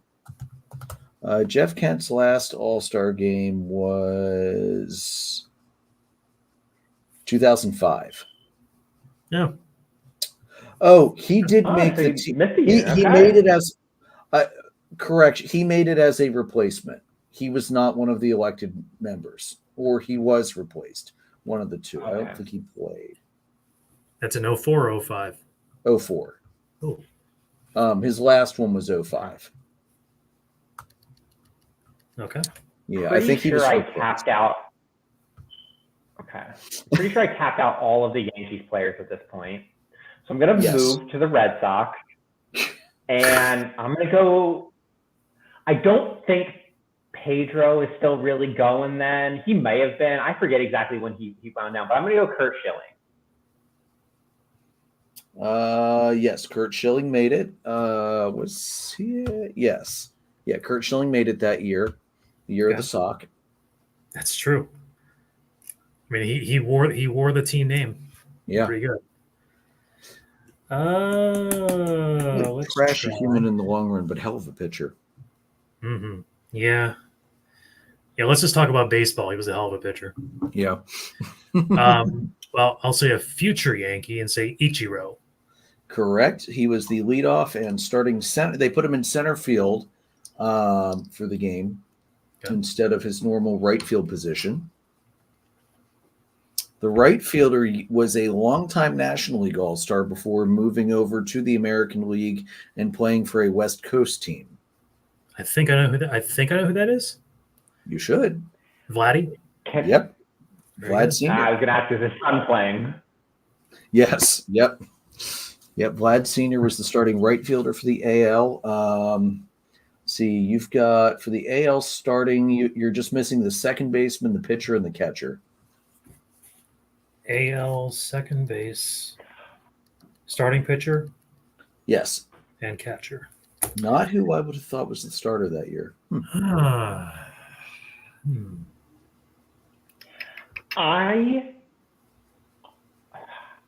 I think there's one more Yankee. Am I right? Is there one more Yankee for one of the infield players?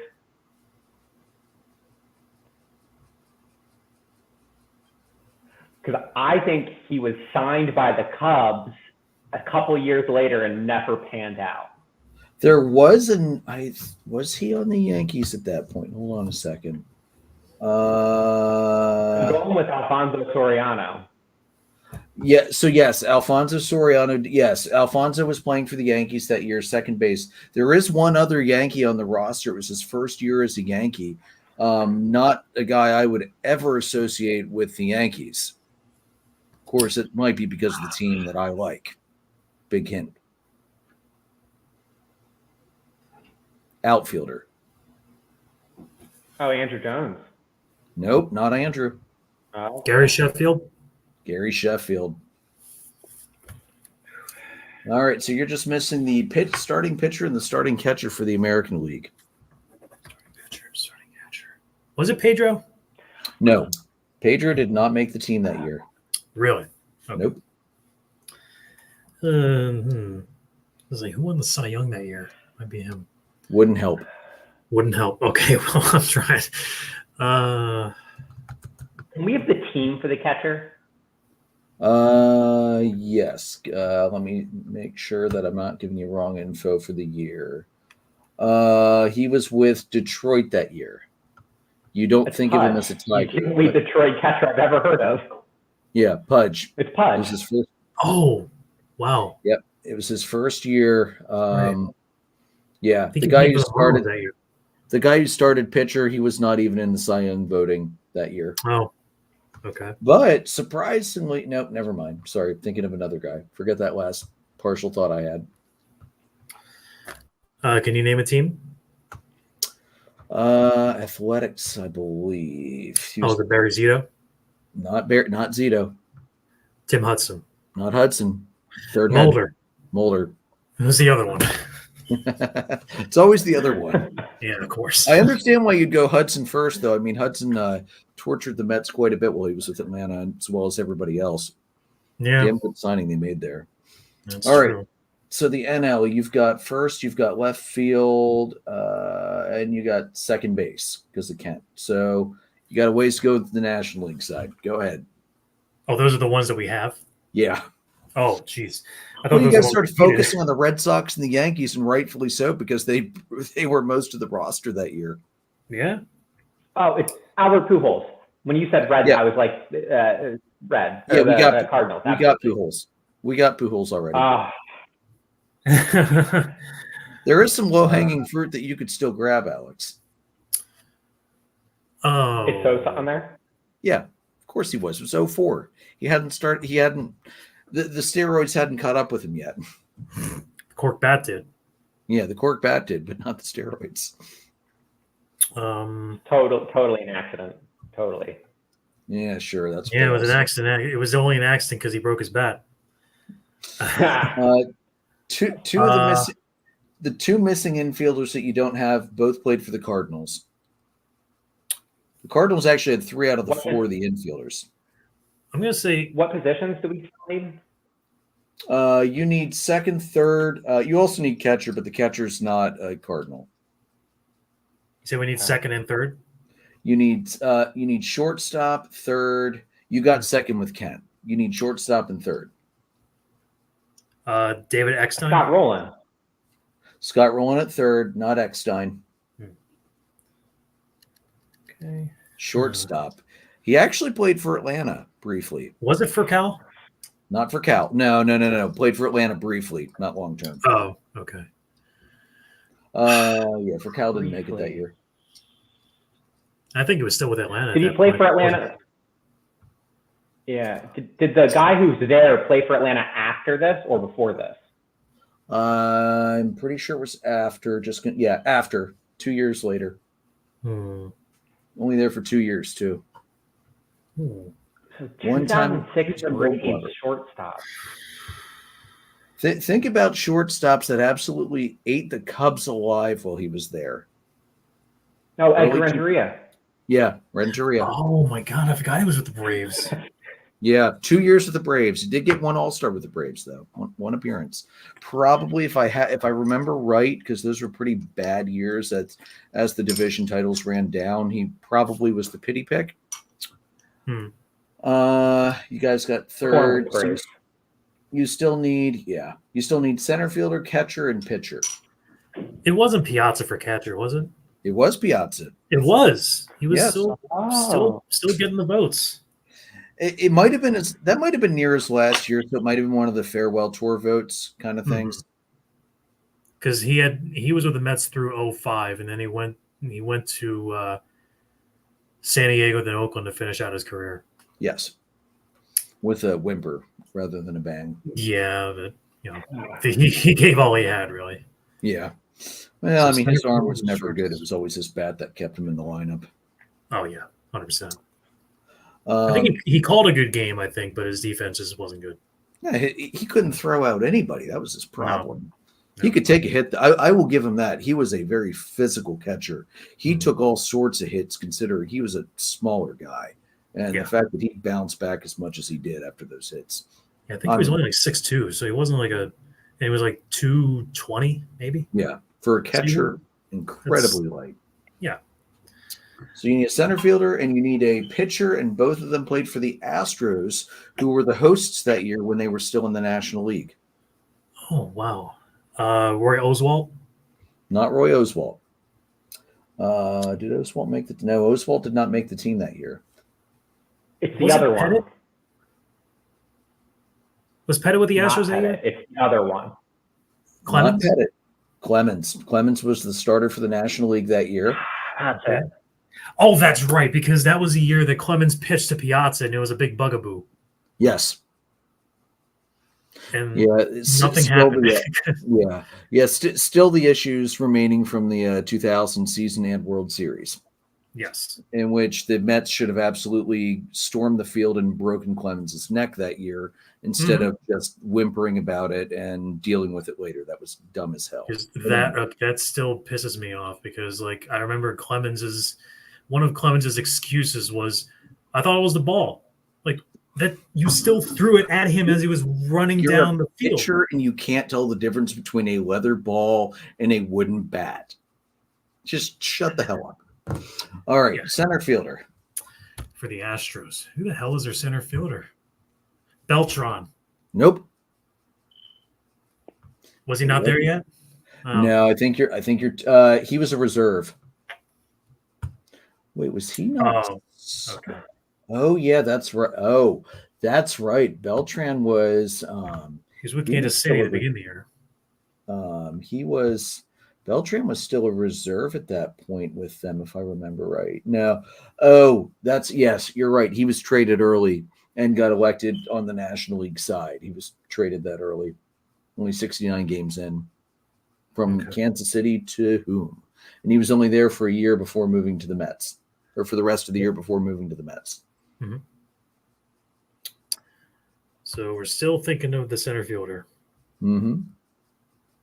How do you get to the All-Star game as a center fielder with a team that has a hill in there at the middle of the center field? I'm so shocked. Gone, right now. That was the best thing they ever did, was getting rid of that dumb hill, because that was a terrible idea. Although, two things, I remember when Beltran was with the Mets, that crazy catch he made while running up the hill. Probably because of his time with the Astros was the only way he knew how to navigate that field, if I had to guess. Didn't hurt. Yeah. And also, since Jason isn't here, that home run that Alvarez hit 2 years ago in the World Series, that would have cleared that hill. Yeah. Oh, yeah, without a doubt. Give up? No, I don't want to. I'm trying to think, but nothing happens. Initials LB. Lance Berkman. Lance Berkman. Yep, Lance Berkman. Yeah, I just, even though like he was clearly most remembered with the Astros, I remember him as the Cardinal guy. Yeah, who, as you should. Got the big hit against the Rangers. And for the record, the NL got obliterated 9-4 that year on a 6-run first inning when the American League just lit Roger Clemens up. And I was one of the few times I was not upset to see the National League lose, because anytime Clemens got lit up, I was pretty damn happy about it. Yeah, who knew? Clemens and Piazza were not on the same page. Who knew? I know, shocker, right? Yeah. So moving it on, Babe Ruth's jersey sold for a record $24.12 million. One of the most anticipated sports memorabilia of all time, the jersey worn by baseball legend Babe Ruth when he had his called shot, Game 3 of the 32 World Series, $24.12 million through Heritage Auctions. It's an auction record for the most expensive piece of sports collectible of all time. It's the first time that jersey has been available in 19 years. The previous record for any sports collectible sold at auction was a rare mint condition Topps 52 Mantle card, which sold for $12.6 million in 22. And it also far eclipsed the $10.1 million that a Michael Jordan Bulls jersey from Game 1 of the 98 finals fetched it just 2 years ago, actually. The jersey previously sold for only $940,000, but that was because at the time it was only linked to the 32 World Series, not conclusively to Game 3 or the called shot. And as we remember, that's when Ruth, who had been jawing with the Cubs bench all game because he was well known to be a great bench jockey, was just pointing gestures towards center field and then smacked the center field homer off of Cubs pitcher Charlie Root. Multiple companies in recent years have been able to photo match the jersey to Game 3 of the World Series at Wrigley, which, as you can tell, dramatically increased its value. The identity wasn't made public. Chris Ivey, their director of sports auctions, says that they had a dozen people on their mailing list that were willing to pay between $15 and $20 million. It's got to be nice to be able to have the money to drop $25 million on a baseball jersey. That's a level of wealth I will never see in my life. No. I'll just go to a museum and look at it. Yeah, put it in Cooperstown. It's where it belongs anyway. Yeah. I'll spend however much it is to get a ticket to the Hall of Fame and just look at it. That's good enough for me. Absolutely. Something Jason and I talked about last week, MLB released that they are considering requiring 6 innings from starters to bring back the respectability of the starter. Rules that would require them to pitch 6 innings unless one of these 3 things happens: 100-plus pitches, 4+ runs given up, or an injury that would require an IL stint to avoid rules manipulation. I don't know if you guys watched or listened later last week. I called those rules straight bullshit. Jason pretty much agreed. Todd, what do you think? Look, I mean, with any of these crazy rule, look, I'm going to say it, crazy rule changes, especially including the ones that have been implemented over the last 5 or 6 years, many of which I've just gotten used to or made peace with. Like, the pitch clock, I don't mind. The stepping off rule, I don't mind. The disengagement rule, I'm like, that's kind of silly, but whatever. The ghost runner rule, I still hate it. Yeah. But like when it happens, I'm like, well, I guess this is how it is. This is kind of like acceptance, really. But this is in the same vein of, yes, okay, your intentions, I see your intentions, and they're not like in a bad place. But it's just what they're trying to do, like their execution is just, it doesn't make sense, really. Requiring 6 innings pitched from starters, unless there's 100+ pitches thrown. I mean, how many games do you see nowadays where pitchers have 100 pitches thrown and they're not even out of the 4th inning yet? Right.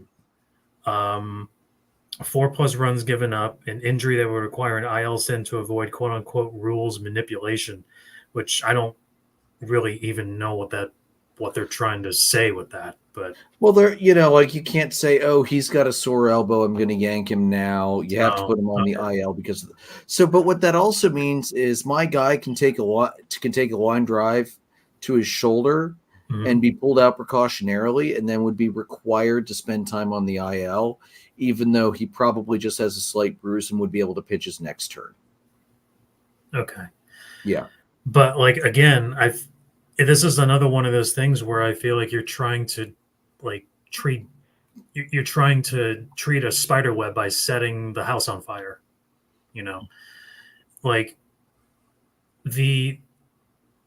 I feel like really the hidden agenda from this is like, oh, well, you're trying to bring back 6 innings pitched, but at the same time, you're trying to, limit the injuries for starters.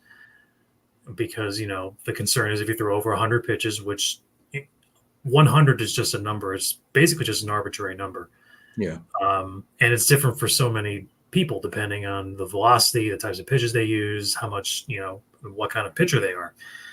And that goes back to what I was talking about before about like over the last 10, 15 years, there's been a just almost specific exclusive emphasis on velocity and giving max effort 100% of the time. And, I'm very sure that I'm convinced that the reason why pitchers pitched, there was at least 2 or 3 complete games every night back in the 80s and 90s.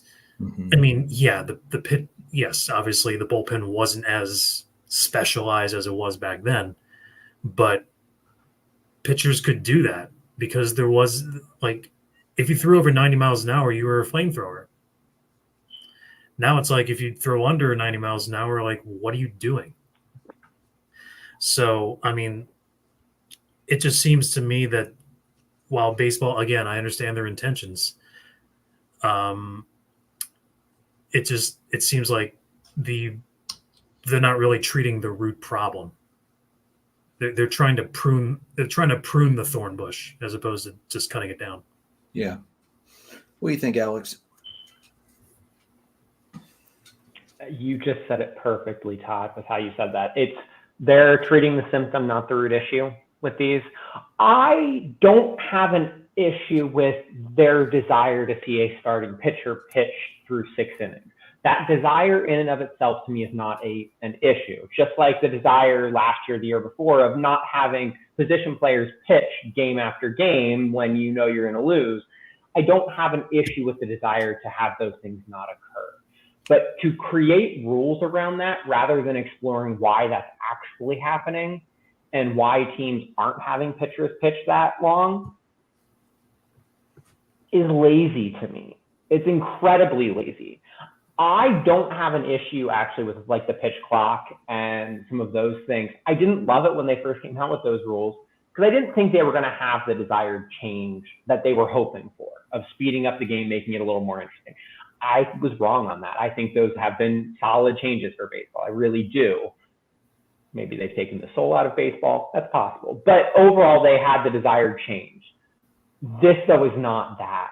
This is something that baseball wants to feel like they're important. The league office, Rob Manfred wants to feel like he's doing things, like he's earning the money he's making. And that's the reason they're coming up with this, not because they actually care about the game and making the game, holding its authenticity while bringing it and moving it forward in the modern era. Yeah. Yep. Well said. It's kind of a lesson. That's kind of like a life lesson, you know. If you're just doing something because of, you're just trying to rearrange the deck chairs on the Titanic as opposed to, treating the real problem and asking questions and being accountable for what's really going on. This is the kind of stuff that happens, and then you wind up having a problem that's like may or may not be worse, but is way more complicated. And then when issues arise, you really have no idea how to treat the problem. Well, and it's not only that. It's not only that we keep making changes to help the offense, and then you wonder why pitchers don't go 6 innings. I'm sorry, I don't like taking the control out of the manager's hands either. If my guy has only given up 3 runs but has labored through 90 pitches through 4 1/3, I don't want him to have to be forced to throw 10 more pitches or to walk a guy in to allow me to substitute him without needing to put him on the IL. You can't take that control away from the managers, especially. And look at guys, look at the guys that are going to get pulled later this year because they need to watch their innings count.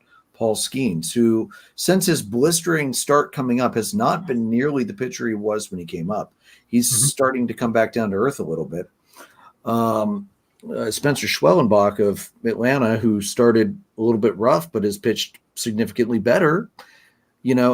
That's what's going to happen with young pitchers as they're learning the major league game, and you need to be able to have a short leash or a long leash depending on where they are at learning that game.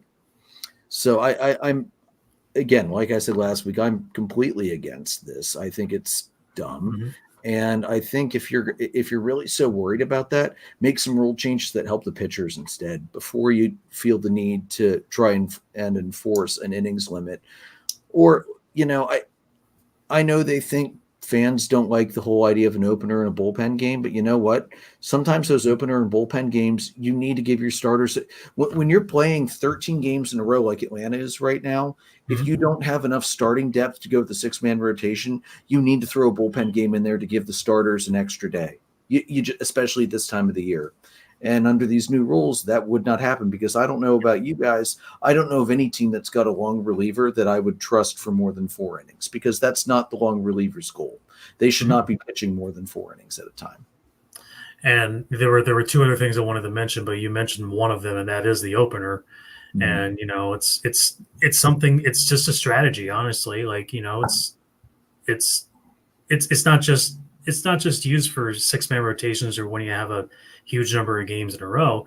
It could be a strategy like, hey, this is a lineup that we could use our best reliever to begin and just to take care of them to begin with. And then the last 7 games, we can just kind of put a long man in or use a couple of relievers and finish the game out. There's nothing wrong with that. The other thing I was going to mention was like, especially like when you have pitchers that are coming off IL stints for like 2 or 3 months and have a rehab, almost every time they're going to have a limit of 75, 80, 85 pitches. Yeah.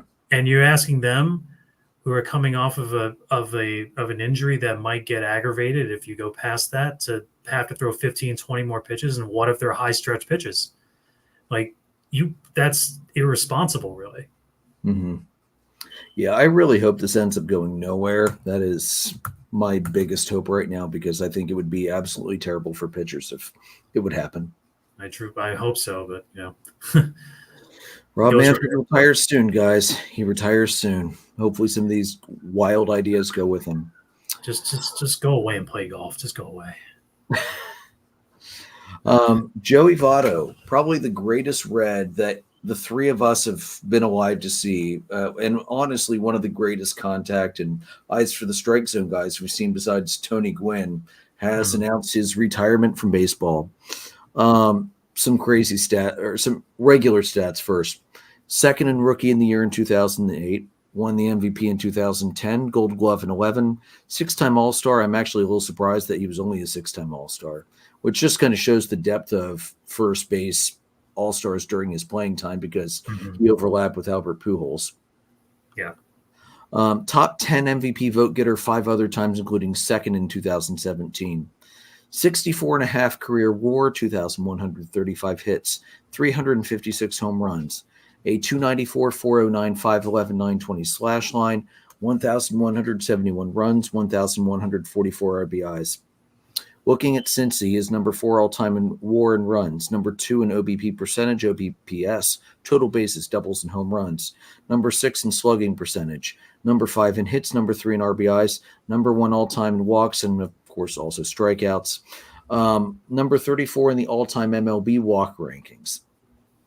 And one crazy stat, because that's just the kind of guy he was, from Ryan Spader, I saw it on Twitter.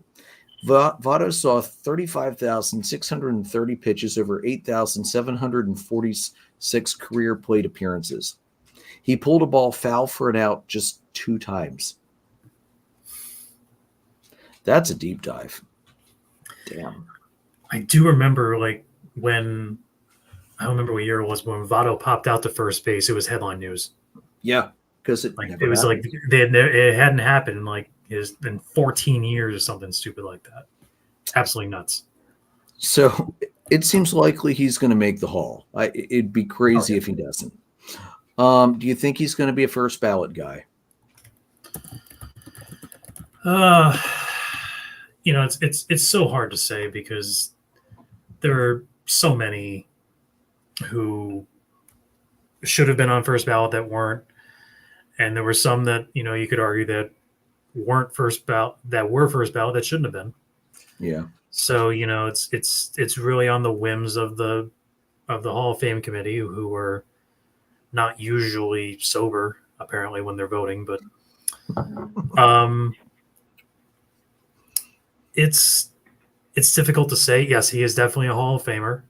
I would definitely say that. I would vote for him on the first ballot.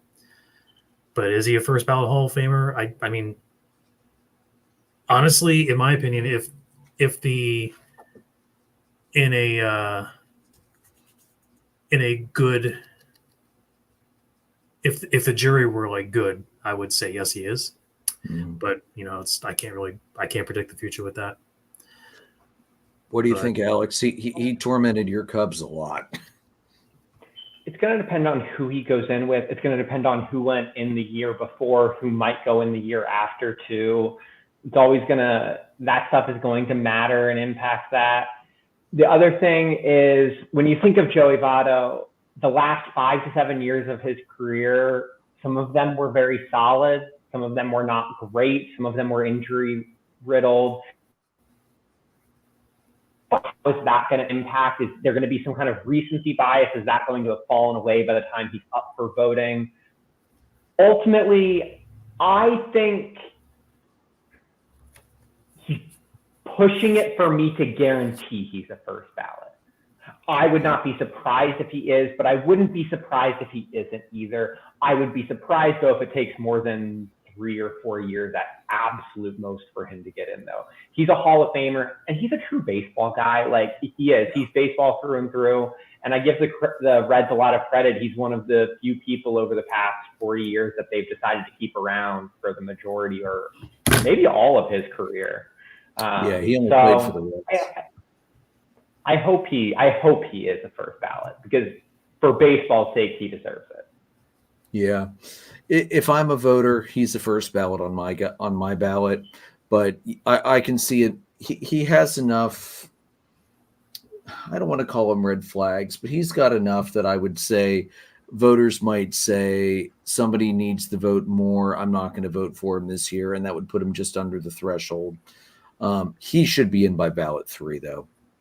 I would be shocked if it takes more than 3 ballots to get him in. All right, 3 milestones this past week. Shohei Ohtani joined the 40-40 club for the first time and the fastest ever.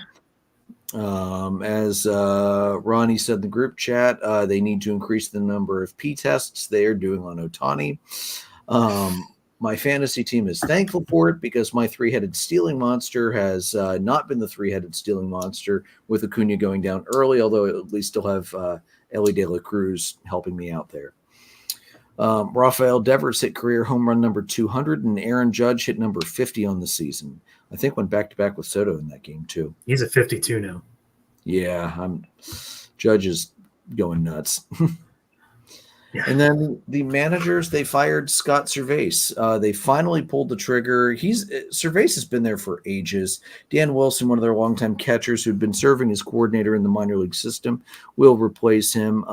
Interestingly, the decision was made by President of Baseball Operations, Jerry Dipoto, who is a longtime friend of Servais, in the wake of a 3-game sweep at the hands of the Dodgers, giving them 8 losses in the last 9. Let's remember, they did have a 10-game lead in the West on June 18th and have gone 20-33 falling 5 games behind the Astros with 34 left. I mean, they're still playing better baseball than the White Sox, but they have been pretty bad since then. They also fired hitting coach Jarrett DeHart. Let's remember, guys, the Mariners, they've got one of the best rotations in baseball. They've got the best ERA. They're dead last in batting average. Their 654 OPS in the last 53 is lower than every team except the White Sox. Servais has been with them since the end of 15, coming from the Angels along with Dipoto, as well as current GM Justin Hollander, who was promoted to GM just last year. They did snap the historic 21-year playoff drought with the 90-win season in 22. They fell short last year because they just absolutely fell apart in September. So Servais' record actually not bad, 514, 681, and 643. He only had 3 seasons under 500. One was 2020, which 2020 was 2020. 2017, they went 78 and 84. 2019, they went 68 and 94. And those two were they were rebuilding years, and they knew it. Mm-hmm. So Servais did have a long track record of success. Do you guys think that this was the time to fire him, though, given the recent performance? It's hard to say. I mean, someone had to be the fall guy for the last 2 months. Because this is a very talented team. And in fact, they added guys like Turner and Arozarena, and their offense still is not good. Yeah. Something had to be done. And just, I mean, it's difficult to say whether it was the right decision or not to fire him now. But I didn't realize how long he was there. He's been there since 2015, and he is the second winningest manager in Mariners history, obviously behind Lou Piniella. But yeah, I was one of those. I had one of those emotions where when I read the news, I was like, I wasn't shocked, but I was still kind of surprised. Yeah, I'm surprised they didn't let him ride to the end of the year. See if he could have righted the ship, so to speak. Because he has gotten them there so many times, but I think his time was probably going to be due up by the end of the season at the latest. Yeah, I mean, there's 3 reasons why you fire a manager in the middle of the season. One is to give a spark, to get a team over that hump, to get them in. The second reason is to get a head start on hiring your next manager. And the third reason is something horrible is happening that you just, like, you're cutting a cancer out in some way, shape, or form, right? Like, those are 3 reasons. Otherwise, it's not worth it to fire a manager in the middle of the season. It's just not. Yeah. In this case, I'm not sure that any of those reasons really apply. I doubt that they need a spark in a way that they're going to, or well, they do need a spark, but I doubt they're going to get that spark. They don't need to get a head start. And the only thing I can think of, and the key here, there's a small key here. I think the firing of the hitting coach along with him, what I'm wondering is if he stood up for the hitting coach and was essentially like, if you're firing him, you're firing me too. Fired him too. So that's what I'm wondering happened here. It also connects to some of those headlines that have come out that he and Jerry Dipoto are apparently close, but he found out about his firing by the headlines because the Mariners made the decision a couple days before they actually told him. Yeah, so he read it on in my head. Right. So I think the reason they fired him is because they wanted to fire the hitting coach, and he wouldn't let them without him going to. That's a purely speculative. I have nothing to back it up, but I don't see why this makes sense otherwise. Yeah. And let's remember, Seattle is a terrible ballpark for hitters. It's a pitcher's park through and through. It is very hard to hit well. You need guys that can hit line drives into the gap. You don't need power hitters there because they're not going to find success. As we found out when Atlanta lost their All-Star game to Seattle because of political reasons that MLB really should have kept their noses out of, because the people they hurt were the small businesses, not the people making the laws MLB disagreed with. As we found out at that home run derby, which is one of the lowest home run total derbies in the last 15, 20 years, Seattle sucks as a ballpark to hit home runs in. So, it's not surprising that they've got great pitching and they're not getting the right guys. And personally, I think Dipoto needs to go. Like, Jerry loves to swing trade after trade. Like, during the offseason recap for the AL West, the Seattle trade page was a page and a half long with him bringing guys in, sending guys out, bringing them. And Alex Andopoulos did a lot of that too, but Andopoulos was much more strategic about it. And the guys we brought in have done significantly better than the guys Dipoto brought in. I think it's very safe. Like, everybody we sent in the Kelenic trade is out for the year with Tommy John, for instance, which, yeah, I know they couldn't have predicted that in the offseason, but it kind of says something. Mm-hmm. So, yeah, I think too, I read a couple of lines about the Mariners offseason. One line I read online said, "We just wish the Mariners on the whole showed more ambition." Agree with that. And then the other line is, "It's okay to dream of greater realities than a wild card berth." And it's like they're only finally trying to have that ambition and dream of something better than a wild card berth in the second half of the season. Where had they had those ambitions in the off season, we probably wouldn't be here right now. Right. Nope, you're absolutely right. All right, guys. So looking at the week ahead, Atlanta on the road all week in this 13-game stretch they're on. At 3 at the Twins, Fried and Ober, Schwellenbach versus Woods Richardson, and Sale versus Festa. 4 at the Phillies, Morton Walker, Lopez Suarez, Fried Wheeler, and Schwellenbach Nola on Sunday. Cubbies have the Pirates, who they, like I said, just annihilated tonight. Tyone versus, it didn't matter who the Pirates put on the mound. Steele versus Keller tomorrow. Hendricks versus Skeens. I'm excited for that one, actually. And then 3 at the Nats, Minanga versus Irwin, Assad versus Hertz, Tyone versus Parker. First half of the week, Phillies have the Astros, Wheeler versus Blanco, Nola versus Verlander, Sanchez versus Arrighetti.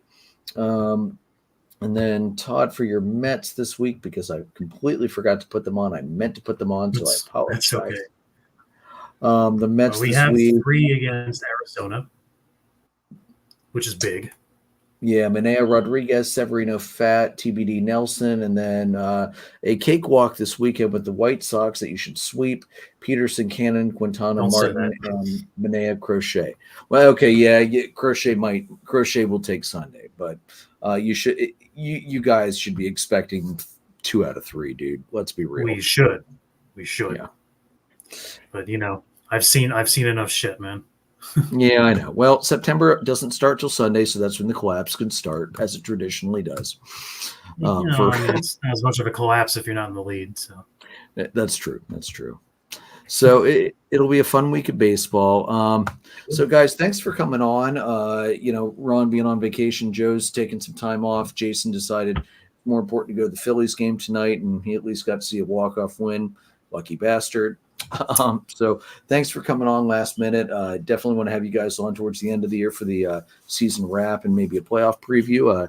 Todd, the Mets are not out of it yet. It's going to be a race to the end. I'm looking forward to it. Alex, I think the race is safely over for the Cubbies, unfortunately. But unfortunately, No. Here it is. We are no. We're only, I think, it's 5 games back. We're like 5 games back at the last wild card spot or something like that. And we've been playing decently well. I mean, we're not making the playoffs. Let's not get our hopes up here. But we are just as NL team. Yeah. Joe, I'm gonna remind you of the wise words of Joe McGrath. At this point of the year, 5 games feels more like 15. It's a harder hill to climb when you don't have as many games to play.